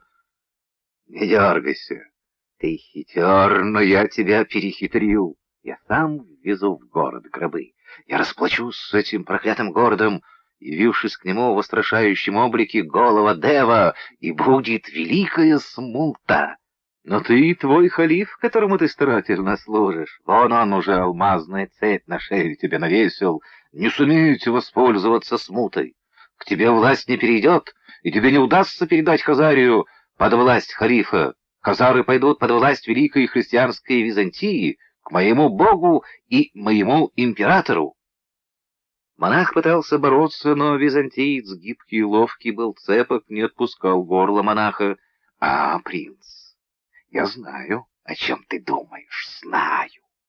Все прозреваю. Ты думал, что я трус, что я испугаюсь страха, что кочевнику нельзя поднять руку на принца, ибо принц принадлежит дому волчицы, а само небо оберегает этот дом и жестоко наказывает всякого, кто прольет твою кровь.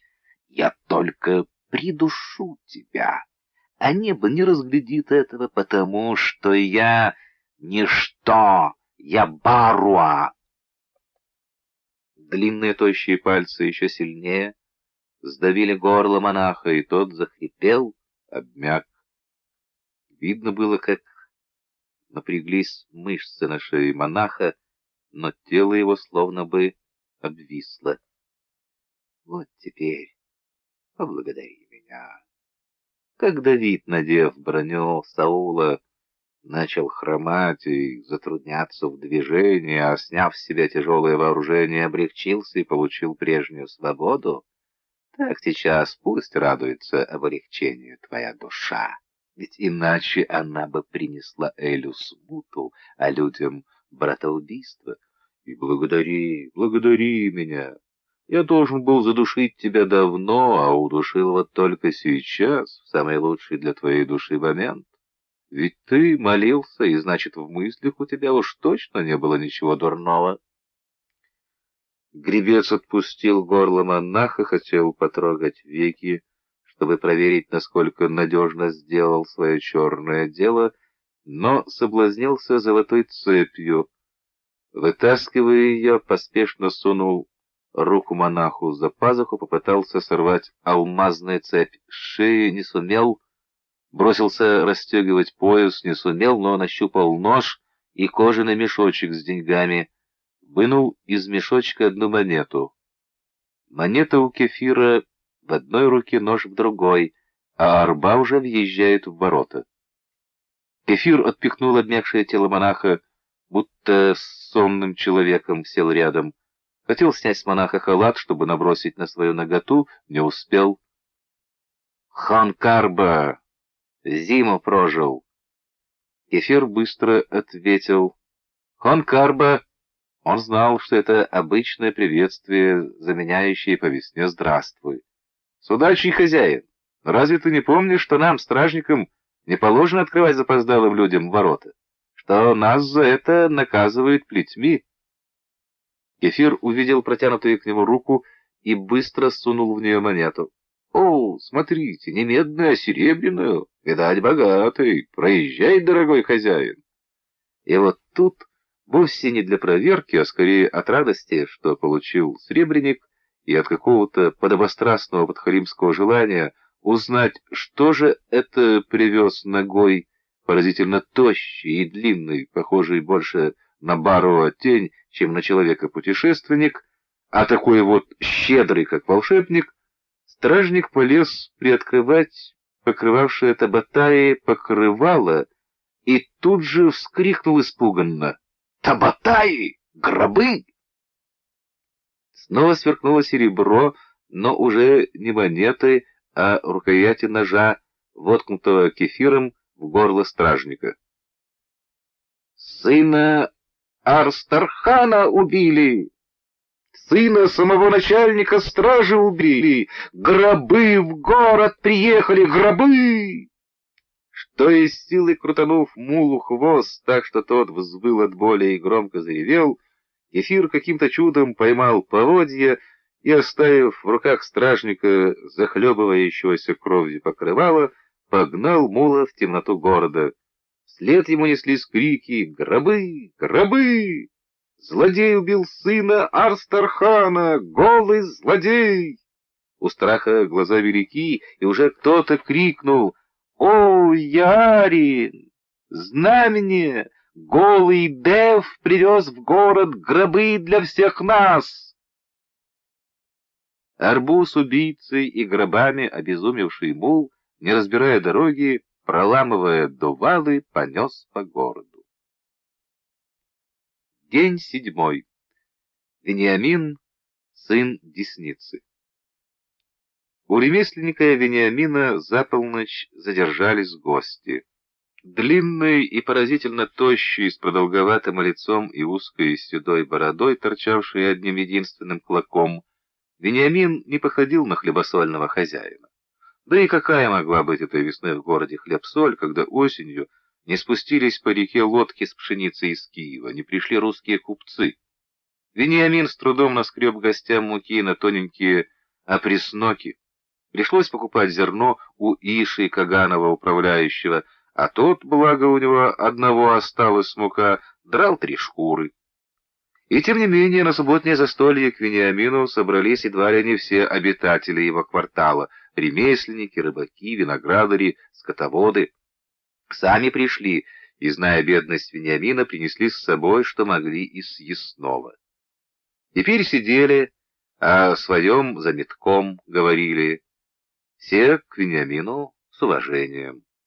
Был Вениамин самым работящим и бескорыстным, и, наверное, потому и самым бедным из тех жителей Этиля, что прибились сюда не из степи и не с речных верховьев, а из-за гор, с другого теплого моря.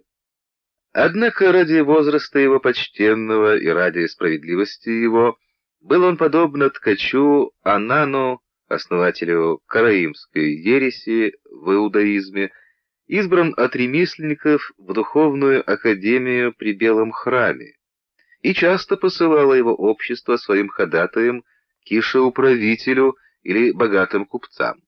Много неприятностей эти ходатайства принесли ему. Другой бы о покое задумался. Однако большая семья и бедность не оставляли ему надежд на покой прежде, да и сейчас младшая дочь еще не пристроена.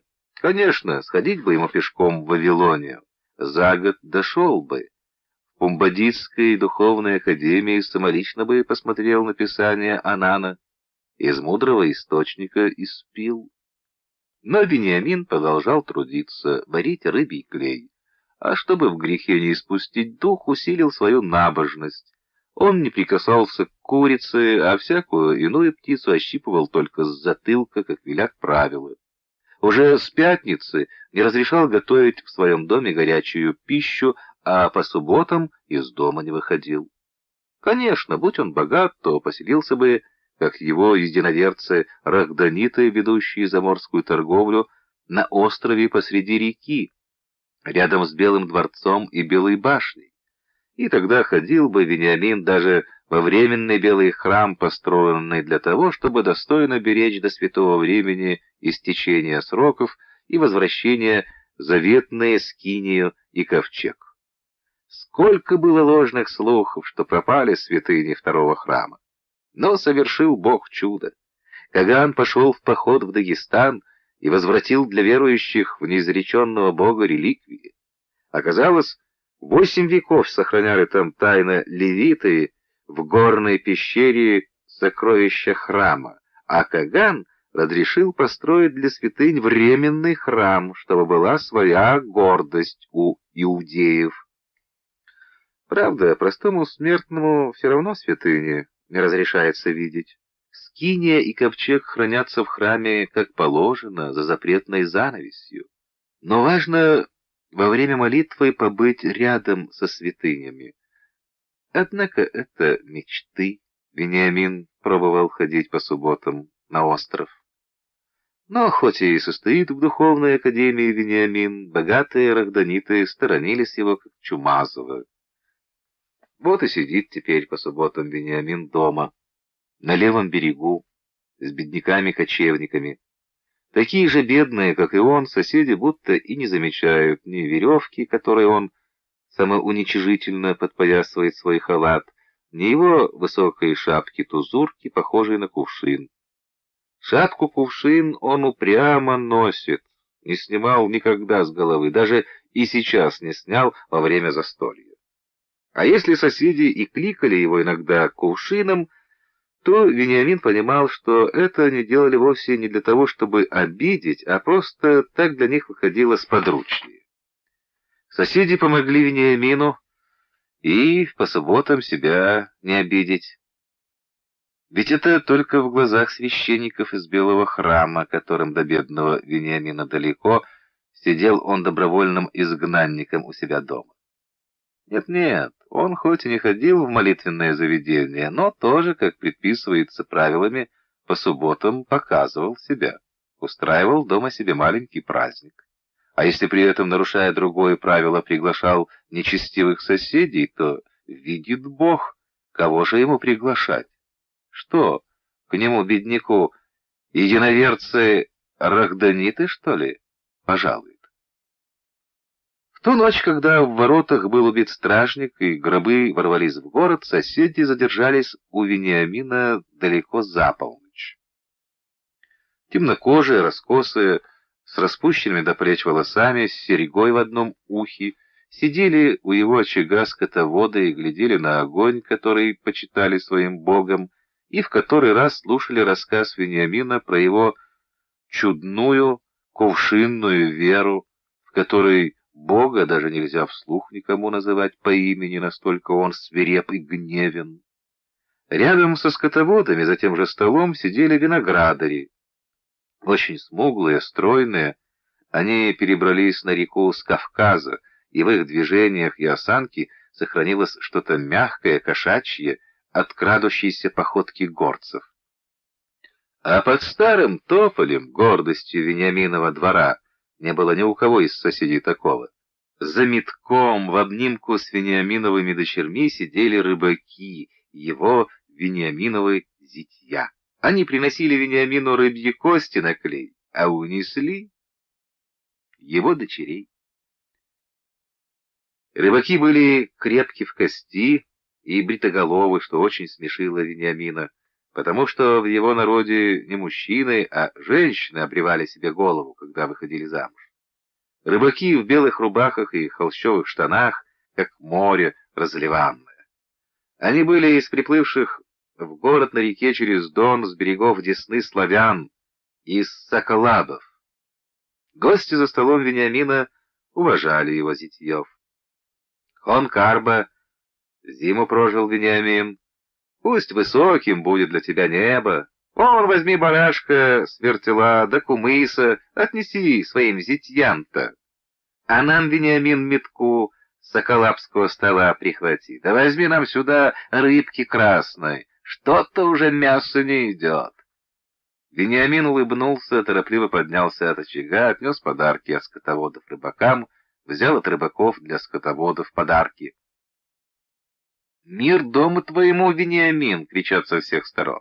«Это хорошо, что ты дочерей из работящих парней выдал. Соколабы — хорошие рыбаки!» Вениамин ежится, поглядывает в темноту, задувал. Не услышали бы те соглядатые, что кормятся в белом храме, доносами на отступление от соблюдения правил. Вениамин ведь которую дочь за соколаба пристраивает, а такое священниками не одобряется. Но где взять Вениамину зятя-единоверца? Кто захочет с бедняком родниться? Ох, сколько Вениамин из-за бедности своей терпит.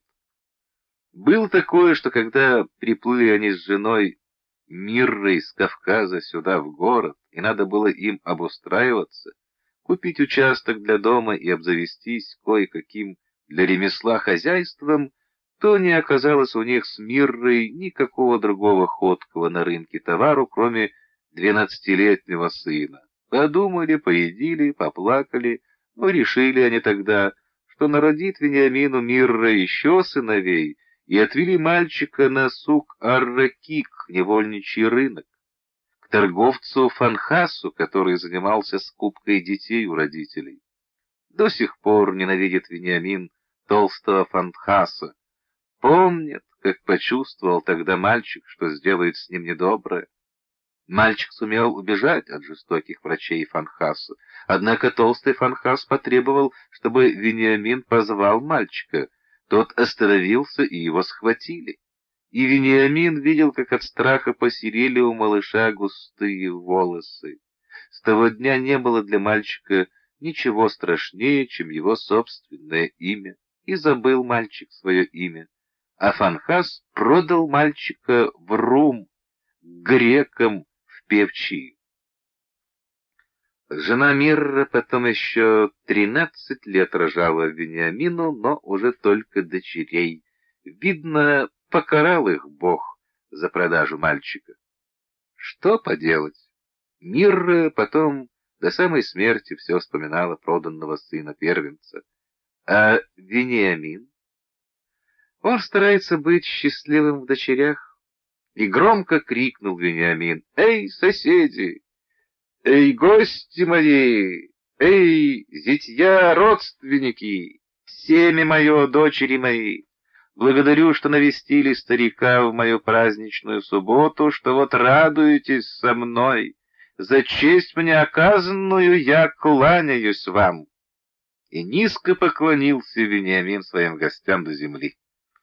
А потом гордо и довольно напоказ встал над всеми длинный худой старик, тонкий в кости, но крепкий в теле, И пусть не было в лице у него ничего приметного, пусть даже борода была у него всего в один жидкий клок, в то время как в роду Каганов клоков бороды носят целых 9, пусть в толпе не выделился бы он, но сейчас тоже тешил свое самолюбие, смотрел на всех гордо и свысока. Хлопнула калитка, вошел еще один сосед. Увидев, как разгулялся Вениамин, опасливо оглянулся. — Хор Карба, Вениамин, ты бы пригасил пламя, а то как бы не занесло к нам ночью сюда на твой высокий огонь какого незваного гостя. Ворота-то городские ведь почти рядом, а стражники вроде уже навеселя.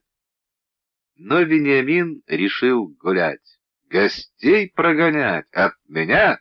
Эй, зятья! А ну, хотите бочку с березовым соком? У меня еще гости из лука не стреляли, на ковре не боролись, одноцветные одежды для жонглирования не надевали, или забыли, что завтра Новый год, что с солнцем рассветом весна придет. Ой, не осудим Вениамина за эту гульбу, хоть и велят жрецы тешить в праздники свое самолюбие, но не стал бы ради одного своего самолюбия он выкатывать гостям целую бочку березового сока. У него отцовский глаз наблюдателен. Не с детьями-славянами он рядом сидел, не с дочерьми шутками баловался, степенно вел разговоры с другими гостями, но глаз-то все на дочерей косил. И углядел, что к младшей его дочке Серах верный жених присоседился. Сама его Серах привела. На 3 дня погостить к старшей дочери ходила, а по дороге, говорит, парень за ней увязался. Можно в дом отец пригласить? Почему же нельзя? Если на глазах у отца, то греха нет. Вот сидят теперь рядышком. Хороша у Вениамина младшая Серах, гибка, как серна, юна, а груди у нее уже как башни. Кто найдет в них оплот? А кожа у нее, как оливки, волосы, как черный виноград, вьются, змеятся, как лоза. Но и парень возле нее трется, не промах. Не из богатых, но шустр, сметлив.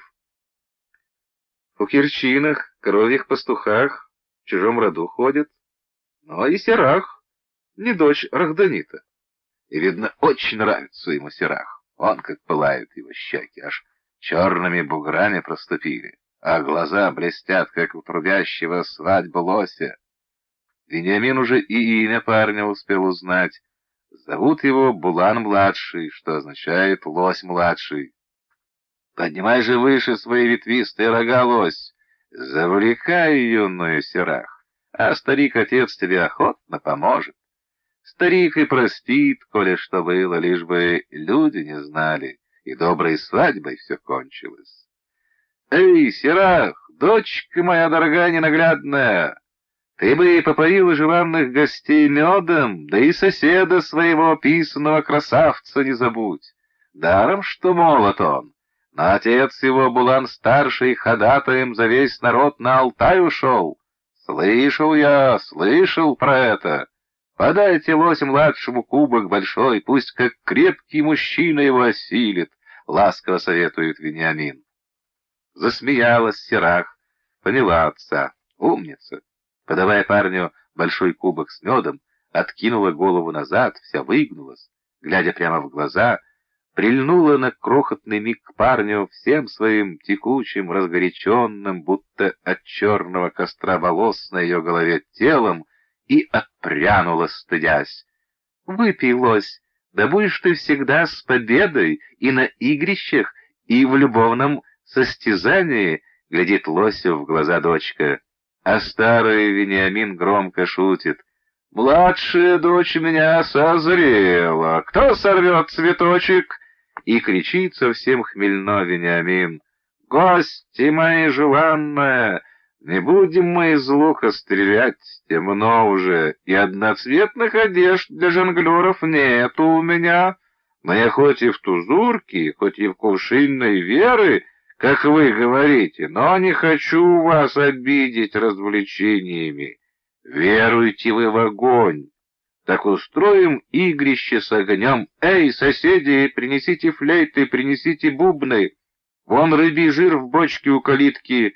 Разливайте рыбий жир по плошкам с фитилями, зажигайте в честь ода огня светильники, а посреди двора кладите большой костер. Хочу я знать, кто из вас, гости мои дорогие, огнем отмечен, кто на игрищах выше всех через костер прыгнет. Засуетились гости, мажут жиром поленья, кладут великий костер, кричат: «А какой подарок победителю, Вениамин?» «Будет, будет, гости дорогие, подарок! Какое же игрище без подарка!» — пообещал. И запнулся на мгновение Вениамин. Но осенило его. «Знаю, есть подарок. Нет ничего почетнее для хазара-кочевника, чем самому в смелом состязании или в смертном бою добыть, завоевать себе жену. Однако разве не почетны вы все для меня? Ну, а кого я выставляю в такую жену? Бабурин-Эме?» И взял Вениамин за плечи и прижал к себе крепко Сирах и сказал: «Вот победителю подарок!» Стихли гости. Побледнела Сирах, шепчет: «Что сделал хмельной мед с тобой, отец? Как же ты меня? Какой ты? Сына первенца на Сук-ар-Ракик отвел. Ну, того хоть по крайней нужде. А меня-то теперь из самодурства?» Но закрыл старый Вениамин своей крепкой ладонью губы Сирах, и вот уже подносит факел к костру. «Да облако взметни с пламя, чтобы только Батыр мог через тебя перепрыгнуть!»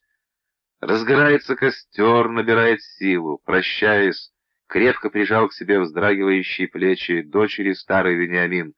Успокаивает он совесть свою. Не денег ведь он пожалел, выставив дочь в подарок, а хитрость свою проявил, как велит Бог. Прибежали из соседнего двора. «Эй, вы что, набатного била не слышите? У городских ворот народ собирается. Про Дева кричат. Голый Дев подъехал на Арбек к городу, сам ворота открыл и сына Арстархана зарезал. Теперь Дев по городу на диком муле носится, все ломает и рушит, что под арбу попадет». Но Вениамин оборвал суматошно. «Чего пугаете? Сели бы лучше с нами за стол, выпили бы метку, все-таки праздник. Весна завтра в город придет». Пьют прибежавшие хмельной мед, забыли про свою весть. Еще выше разгорается костер, дрожат плечи рыдающий Сирах. А Вениамин смотрит на Булана. В ударе сегодня парень, как ловок, как смел, как везуч. Может, и удастся Вениамину его хитрость. Ну же, не тяни время, лось, не боги, так твоя сила тебе поможет. В 1000 раз будет тебе мужчина милее женщина, не купленная, как товар на рынке, а тобой самим отвоеванная у других в состязании, как в бою. Ты борись, Булан, смелее, выше прыгай, храбрый лось. Тревожные голоса от городских ворот уже стали слышны всем. Слышно, как набатно бьет, созывая народ, било у ворот. Но на дворе Вениамина не до набата. Жаждущие живого подарка продолжают один за другим, опаляясь, летать через костер. И случилось. Оскаленная морда мула вся в белой пене. Высокая, тощая тень полуголового человека, будто взметнувшаяся над этой мордой. Треск разламываемого колесами дувала и табатаи, колоды с прахом, сваливающиеся с арбы прямо в пламя костра. Сирах закрыла глаза ладонями. На мгновение ей показалось, что голый Дев тоже принял участие в состязании, прямо на своей страшной повозке, что голому Деву тоже захотелось получить в подарок молоденькую Абурин-Эме, самим завоеванную жену. А когда Сирах отвела ладони от своих глаз, то она увидела, что Дев стоит рядом с ее отцом, такой же пепельно-серый, тонкий в кости, одного с отцом роста, прямо как отцова тень, и тоже как отец, вроде бы и без примет вовсе. «Ты Дев?» Отец не спросил, но всем почему-то показалось, что он спросил: «Да, я Дев и навожу на город порчу». Дев, как две капли воды, похожие на отца, ничего отцу не ответил, но все, кто остался жив после той встречи на Вениаминовом дворе, потом клятвенно утверждали, что Дев ответил отцу именно так. Отец и Дев пристально разглядывали друг друга. Серах шагнула к ним. Она сама сейчас спросит Дева об его имени. Но тут кто-то прыгнул на Дева с головешкой в руке, а из темноты истошно крикнули: «Вениамин, чего же ты стоишь? Он же пришел за твоей дочерью! Прижигай, а то утащит! Спасай дочь! Прижигай огнем Дева!» Тень, очутившаяся с Вениамином, увидела головешку, услышала крики и качнулась, совсем так же качнулась набок, как только что Серах, и прикрыла глаза пальцами. Все в роду Вениамина почему-то при страхе прикрывали глаза не ладонью, а только пальцами. Потом тень еще раз качнулась и, метнувшись внезапно в сторону, растворилась в темноте. Еще через мгновение в растерянную толпу, прыгая прямо через дувал, сходу врубились Арсии стражники. «Где Дев? Почему не спалили Дева огнем? У вас же был тут огонь!» — заорали стражники. И, вымещая свою злобу на ни в чем не повинных людях, вместо того, чтобы дальше преследовать Дева, стражники начали рубить и колоть направо и налево. Полилась кровь. Вениамин схватил за руку дочь, упал с нею перед стражниками на колени. «Помилуйте нас!» Стражники не обратили внимания на старика и девушку и продолжали бить всякого, кто попадал под руку. И тогда Вениаминовы зятья, схватив, что попало, горящие поленья, ножи, ответно ударили стражников. Соседи прибежали с саблями, они без раздумья присоединились к соколабам, а соколабам жены несли тяжелые мечи. Стражники, спасаясь от головешек, отступили под тополь, попробовали, загородившись щитами, встать скорпионом. На них прыгнули сверху. К стражникам пришла помощь, но во двор к Вениамину понабежало предостаточно соседей, считай, весь квартал вооружился. 13 арсиев стражников, несших ночной дозор, вспоминали про славу своего дома и сражались хладнокровно. Они умело закрывались щитами, они рубили только наверняка, и они выстояли. Но тут кто-то крикнул: «Да прославятся хабары! Эй, вспомним про славу бунтарей! А чем мы не хабары, чем мы не бунтари?» До сих пор были избитые и раненые. Теперь началось убийство. Старик Вениамин поднял дочку с колен, отвел в дом, снял со стены лук. «Зачем, отец? Ты же всегда учил меня, что умный должен отходить в сторону от драки, чтобы не попало самому. Здесь скоро начнут бить нас с тобой, дочка. Могут убить, если не защищаться. Припри столом дверь. Я буду стрелять, если они попробуют ворваться». Во дворе кричали: «Ишь, бледнолицые пришельцы, через собственный костер попрыгать людям не дали! Искореним бледнолицых, это они пришлых арсиев стражниками в город наняли! Постоим за родных богов! Бей всех, кто не нашей веры! Да прославится Кэктенгри, синее небо! Пылай, огонь мести!» Серах повисла на руке Вениамина. «Не надо, отец, стрелять. Кому мы здесь сделаем худое? Они все наши соседи, гости твои». Во дворе громко пели: «Крепко коням подвяжем хвосты, поднимем черный прах». Это была боевая песня «Кабар». Вениамин прикрыл одними пальцами глаза, прошептал: «Они убьют нас, дочка». Серах дрожала, как тополиный лист на ветру. Не было страшней дней в городе, чем те, когда вспыхивала песня черного праха. В такие дни Вениамин обычно прятался с дочками в углу дома и только безнадежно молился: «Кабары — не племя, не род, они рождаются из ничего, как пожар, сам загорающийся на болоте. Они — это просто те, кто хочет убивать пришельцев», — так считал Вениамин, хотя нарицательное имя кабарам дала горькая подлинная история. Рассказывали, что первые кабары восстали очень давно, еще при Абадии. Был Абадий, Ишей, управляющим богатством у Кагана, как и его предшественники из оборотистых купцов, рахданитов, а вера не местной, в синее небо, но вера тех мест на теплом море, откуда их предки были родом, неизреченного бога. Однако до Абадия не выставлялись иши со своими богами. Абади же призвал с теплого моря левитов-священников, начал строить белый храм для них на лучшем месте в городе посреди острова. Тогда и восстали кабары, хотели четвертовать Абадия, искоренить его род, а заодно всех, кто поклонялся неместным богам. Абадий от кабар бунтарей отбился, и бунтари бежали к кочевавшим рядом венграм-мадьярам, а когда мадьяры поднялись и пошли далеко на Дунай, в Паннонию, строить там свое государство, то с ними откочевали и кабары-погромщики. Те первые кабары давно ушли прочь.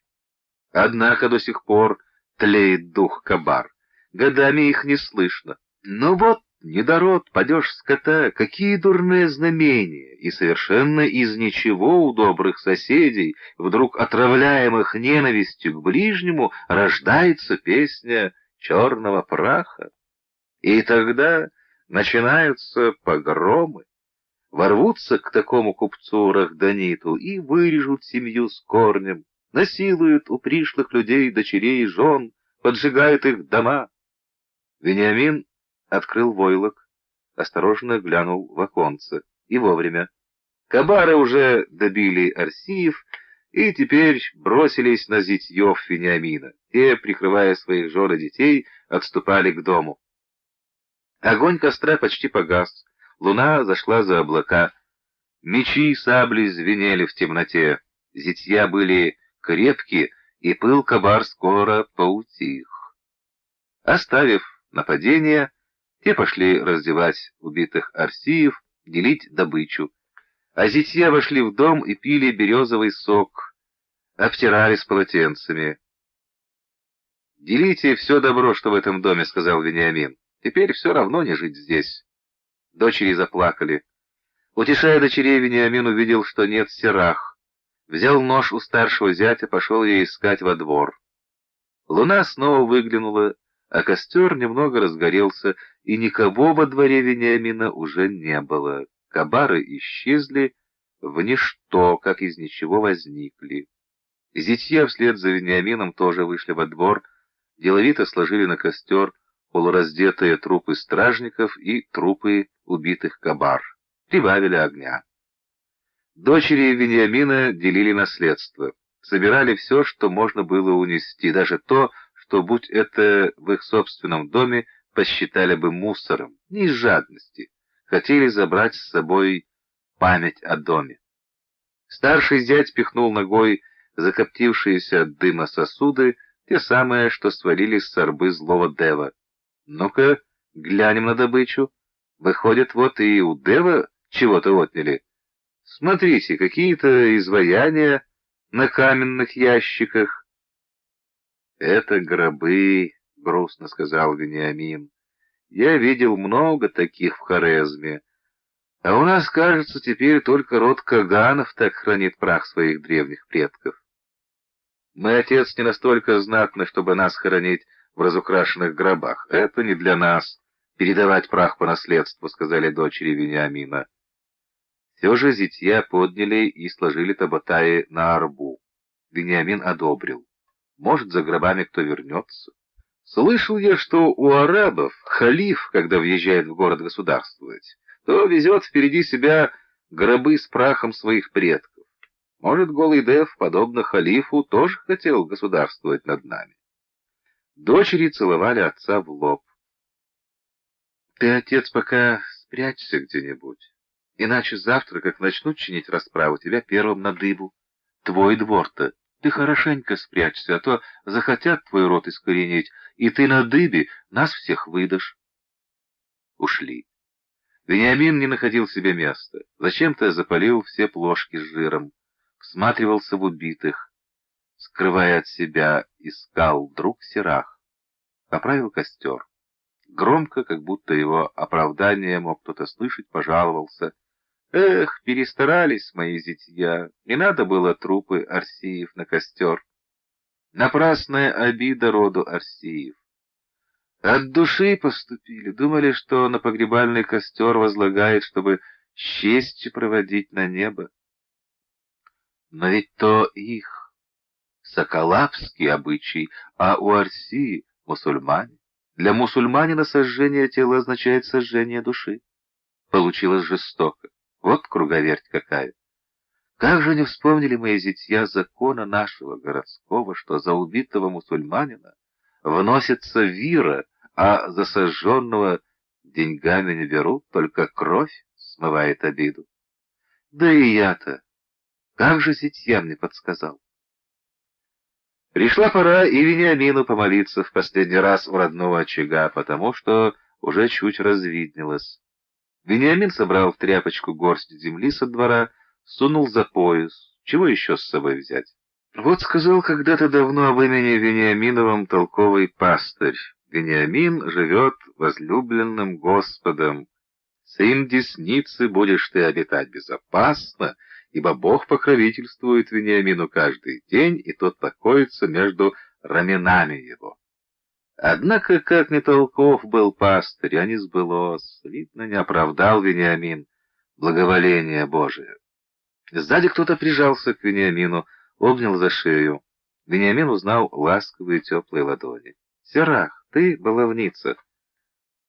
«Я отец. А я-то уж, грешник, думал, не убил ли тебя? На костре он тебя искал. Уходим, Серах. Надо нам идти, а куда не знаю. Пойдем». Серах прижалась к отцу. «Отец, я тут убегала с Буланом, с лосем этим. Мы отвезли к нему мое приданое. Серебро, что было на выкуп за меня, я тоже взяла, оно все равно мое». По щекам Вениамина потекли слезы. «Вы будете с Буланом хорошими хозяевами. Только как же с отцовским благословением?» Серах потупилась. «Я Булану сказала, что он мой спаситель, что я для него теперь буду Абурин-Эме. Он меня в бою спас, а я у Булана буду жить». «А ты куда, отец? Тебе бы лучше совсем из города». Вениамин смотрел на дочь. «Я стар уже, чтобы становиться перекати поле. Здесь теперь моя земля, и другой у меня не будет. Я хочу приходить и смотреть на свой дом и на тополь. Я этот тополь посадил, когда пришел в город. Видишь, каким толстым и крепким стал мой тополь». «Отец, мы уже подумали с Буланом. Тебе надо разбить дом и поджечь тополь. Булан обещал мне, он приведет утром сюда стражников, и если здесь будет только пепелище, то он громко скажет: не будем искать того, чей был тут дом. Сами боги, лишив дома несчастного, уже наказали за его преступление». Вениамин покачал головой. «Вы умная с Буланом и хитрая. Однако каким же я буду человеком, если сам разобью и подожгу свой дом?» Серах следила, как отец раздувал пламя, которое должно было пожрать его труды, его дом. Потом сказала: «Теперь благослови меня, отец, а то нехорошо мне оставлять мужа в первую же ночь». Она приняла благословение и пошла прочь, пятясь, как велят правила, при последнем прощании с родителем. Вдруг упала. Поднялась, в сердцах ударила ногой тело, о которое споткнулась, поганое. «Ой, отец, не будет мне теперь счастья в браке из-за того, что я, отходя после благословения, споткнулась». Вениамин увидел, что дочь пихает носком своего чувяка тело мусульманского монаха. На нем синяя власеница, синяя шапочка и синяя повязка поверх шапочки. Мусульманские цвета вечной печали по Аллаху. «Не надо бить мертвых, дочка», — тихо сказал Вениамин, — «это нехорошо». «Да и не помню я, чтобы какой монах участвовал в драке, что здесь была. Странно. Откуда это тело тут появилось?» «А я помню», — повысила голос разошедшаяся Серах. «Это тело Сарбы-Дева вместе с гробами вывалилось». И снова ткнула тело ногой, а в ответ вдруг услышала вскрик и стон. Отекшие губы попросили пить. Сирах отскочила в сторону. Вениамин взял головешку, нагнулся над ожившим. Ран на теле не было, только темные пятна на шее, похоже даже, что со следами пальцев. Выходило, монаха этого кто-то душил, но тот удержал душу в своем теле. На щеке у монаха блистала в темноте, отливая бриллиантами, диковинная алмазная цепь. Сирах побежала в дом, принесла воды. Вместе с чашкой подала нож, сказала: «На, дай ему попить. И вот еще тебе это. Ты меня, отец, понимаешь? Смотри, какая дорогая вещь у него на шее». Вениамин ответил: «У меня есть уже нож». «Но что нам сделал этот монах? Я не могу из-за вещи отнять у человека жизнь. Я не разбойник». Сирах зло отрезала: «А у тебя память плохая, отец. Ты что, не помнишь, как точно такой же, весь в синем, ходил на днях по городу и громко требовал, чтобы всем людям нашего с тобой племени нашили на халаты заплаты цвета меда, а на ворота прибили деревянный знак дьявола?» Монах открыл глаза. Вениамин присел к монаху, поднес чашку с водой к его губам. «Отец, немедли! Уходи, дочка! Зачем тебе такое видеть?» Сирах исчезла. Вениамин вытер нож о полу своего халата, смочил в воде край власеницы монаха и вытер мокрым мусульманину лицо. Он тянул время. «Я бы дал тебе помолиться, монах, выпросить у твоего Аллаха прощения за грехи, чтобы не представать тебе перед ним непрощенным. Но уже развидневается». Вениамин снова протер лезвие ножа полой халата, опять склонился над мусульманином. Никак он не мог распалить себя для злого удара. Он не был по натуре жестоким, и ему трудно было решиться на убийство. «Ну, Агарянин, молчишь? Или ты в душе молишься, себе самому отходное читаешь?» Вениамин вдруг отбросил нож. «Ай, не буду я тебя лишать жизни. Ну и что, если кто-то, кто похож на тебя, пусть даже это был ты, требовал унизить всех, кто похож на меня? Я тебя все равно прощаю. Может быть, и ты когда-нибудь простишь таких же, как я или как дочь моя». Он поднялся, было пошел прочь, вернулся. «Давай я помогу тебе. Тебе тоже надо отсюда уходить. Если утром здесь тебя обнаружат стражники, расспрашивать начнут. А расспрашивает-то у нас в городе на дыбе». Вениамин приподнял Агарянина, поставил на ноги. Монах благодарно оперся на руку Вениамина. Двинулись, наконец, оба со двора. Но возле арбы с табатаями монах замешкался. «Мне бы надо их с собой». «Табатаи?» — удивился Вениамин. «Гробы?» — монах кивнул. Теперь брови Вениамина поднялись так высоко, что его и без того вытянутое лицо стало похожим на голову кобры. «Так это твои табатаи, монах? А кто же голый человек, что управлял арбой? Кто голый дев? Разве это не дева гробы?» Монах очень хотел отблагодарить Вениамина хотя бы нужным ответом на вопрос, но лишь виновато улыбнулся. «Я не видел никакого дева. Я гробы эти привез с собой на Софине, потом перегрузил на арбу. Может быть, тот голый человек, про которого ты говоришь, это мой спутник? Он был одним из гребцов. Мы долго плыли морем, было жарко. Гребцы разделись догола, а потом в суматохе, когда я выгружался, этот спутник как был гол, так и пробрался ко мне на арбу. Да вот нехорошим оказался человеком, задушить меня хотел. Чувствую, что ломает он мне хрящ. Ну, сам себе старым воинским приемом и остановил дыхание, притворился, что я уже мертв. Вот как бывает.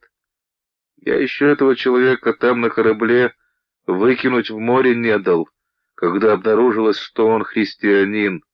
Мусульмане хотели его к чудовищу Тин-Тин выкинуть, а я догадался, что он из наших мест, решил земляку помочь. Помог. А он потом меня Монах потянулся рукой к черным пятнам на своей шее. Про себя он мне доказывал, что еретик, инакомыслящий. Но не верю в инакомыслие перебегающих под крыло врагов своей веры. Императору Византии продался этот человек. Да вот еще мне про отца он говорил, что отец его здесь. Своего-то имени мой душитель даже и не помнит. А отца его Вениамином, говорил, величали. Сказать бы этому Вениамину, какой сын его неблагодарный.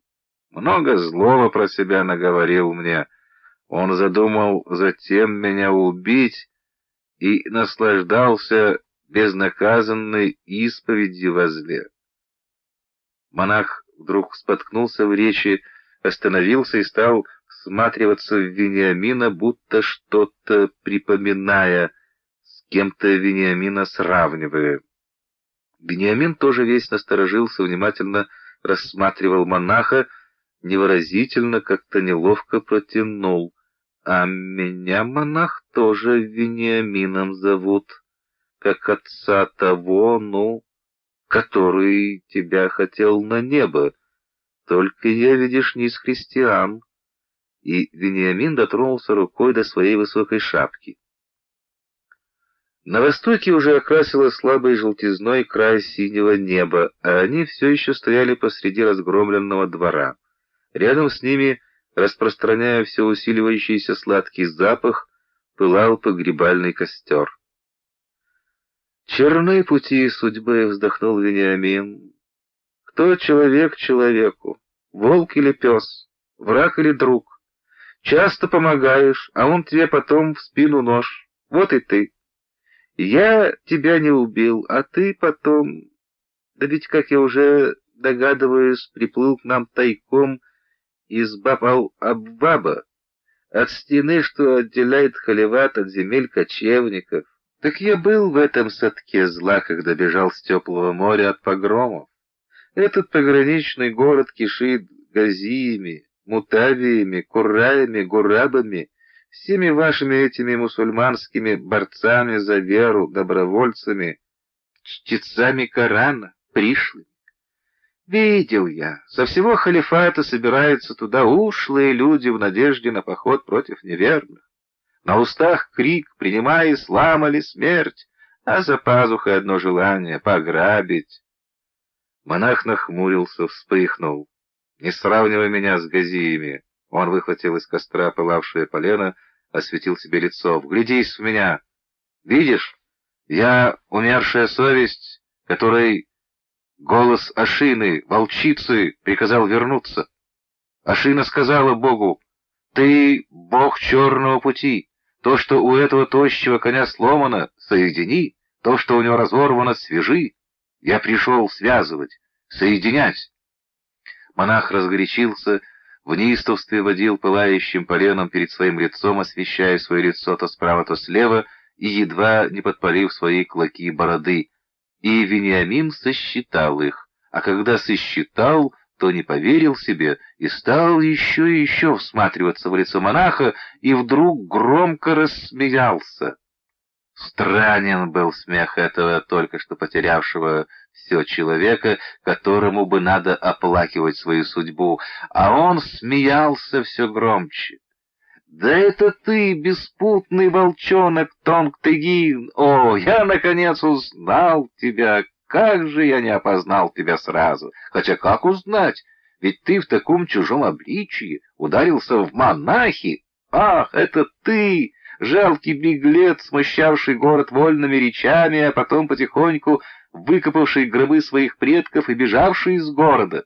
Какой же я невезучий! Почему не зарезал тебя, пока не знал, кто ты и почему помиловал? О, жалкий Тонг! В городе говорят, что все беды из-за тебя, и падежи скота, и неурожаи, что твой отец, наш великий правящий Каган, потерял свою божественную способность вызывать дождь по твоей вине, потому что ты украл священные сосуды с прахом предков. Монах выронил полено, которым освещал себе лицо, в растерянности, пытаясь оправдаться, проговорил: «Я привез назад священные табатаи, вот они». Но Вениамина было не остановить. Он продолжал обличать, он даже бил себя в грудь, как будто был перед людьми в Кинасе. «Тонг-Тыгин, великий принц, волчонок! Как я тебя сразу не узнал! Что же ты будешь делать? Опять сеять в городе смуту?» Вдруг Вениамин осекся, стал снова вглядываться в лицо монаха. «Нет, ты не волчонок. Зачем великому принцу было красться тайком в свой город? Кто посмел бы пролить священную кровь сын Кагана? Тем более, что ты вернулся со священными родовыми табатаями. Но ты крался в город тайком, ты обманываешь. Выходит, ты гнусный Дев, принявший обличье беспутного великого принца. Дев способен принимать любое обличье. Чтобы сделать мне больно, ты предстал сыном, теперь принцем Тонгом. Но ты ведь Дев. Ну, конечно, ты Дев. А если ты впрямь волчонок, не сей больше смуты. Дай людям пожить в мире без смуты. Народу от лишних властителей только плохо. Вот смотри, ты сегодня в город въехал, а уже со знамениями. Уже про Дева голову закричали, и в городских воротах убийство сотворилось, а у меня во дворе кабары народились. Вон твои плоды. Вениамин показал на костер. Углится плоть, а души невинные загублены, на небо отлетают. Вениамин помолчал, потом с каким-то вздохом, вроде как жалея, понимая, что это неизбежно, посоветовал. Если ты не злокозненный Дев, а в самом деле непутевый Тонг, то иди лучше сам сдайся, ради всех. Да на меня не смотри, я за тебя вознаграждение получать не пойду, ты уж сам. Монах не ответил, подошел к арбе с табатаями, впрягся вместо мула, попытался стронуть арбу. Вениамин подошел, подтолкнул, потом вернулся во двор, снял с убитого синий халат, догнав, укрыл повозку. Впрягся вместе с монахом. Некоторое время они шагали молча среди безлюдья, дальше и дальше отходя от места побоища. Было тихо. Уже возле самого наплавного моста на них внезапно наехал разъезд Кирхан, свободных воинов. Воинов было 5, и сразу 2 из них наперебой закричали: «Эй вы, тут голову Дева часом не встречали? Нас по тревоге подняли, прочесываем город. Нам сказали, голый Дев в городе. Нам сказали, весь ночной дозор стражников Арсиев погиб. Этот самый Дев всех убил, а самого сына Арстархана прямо в городских воротах зарезал». Низкорослые тяжелые лошади приседали под тучными грузными кирханами. У каждого из всадников были щит, плеть, аркан и копье. В левом ухе бронзовое кольцо, у левого бедра кривой нож. Один из кирхан наехал на Вениамина. Свистнула плеть, и кровавая полоса рассекла лицо Вениамина. «Но от тебя долго ждать слова, старик? Говори!» Другой всадник теснил огорянина, ткнул плеткой в челму. «Эй, а я дай-ка мусульманина ошпарю!» Но, разглядев, что перед ним монах, воин опустил плеть, повернул коня тоже на Вениамина, стал стегать плетью. «Говори!» Не дождавшись ответа, ускакали кирхане. Вениамин и монах вышли на наплавной мост, а на мосту переговаривались несшие дозор Арсии. Один рассказывал: Арстархан узнал, что его сына Дев зарезал, и к себе в юрту никого не пускает, кричит: «Убью!» Однако в юрте сидит, пеплом кидается. Дурное случилось с командиром.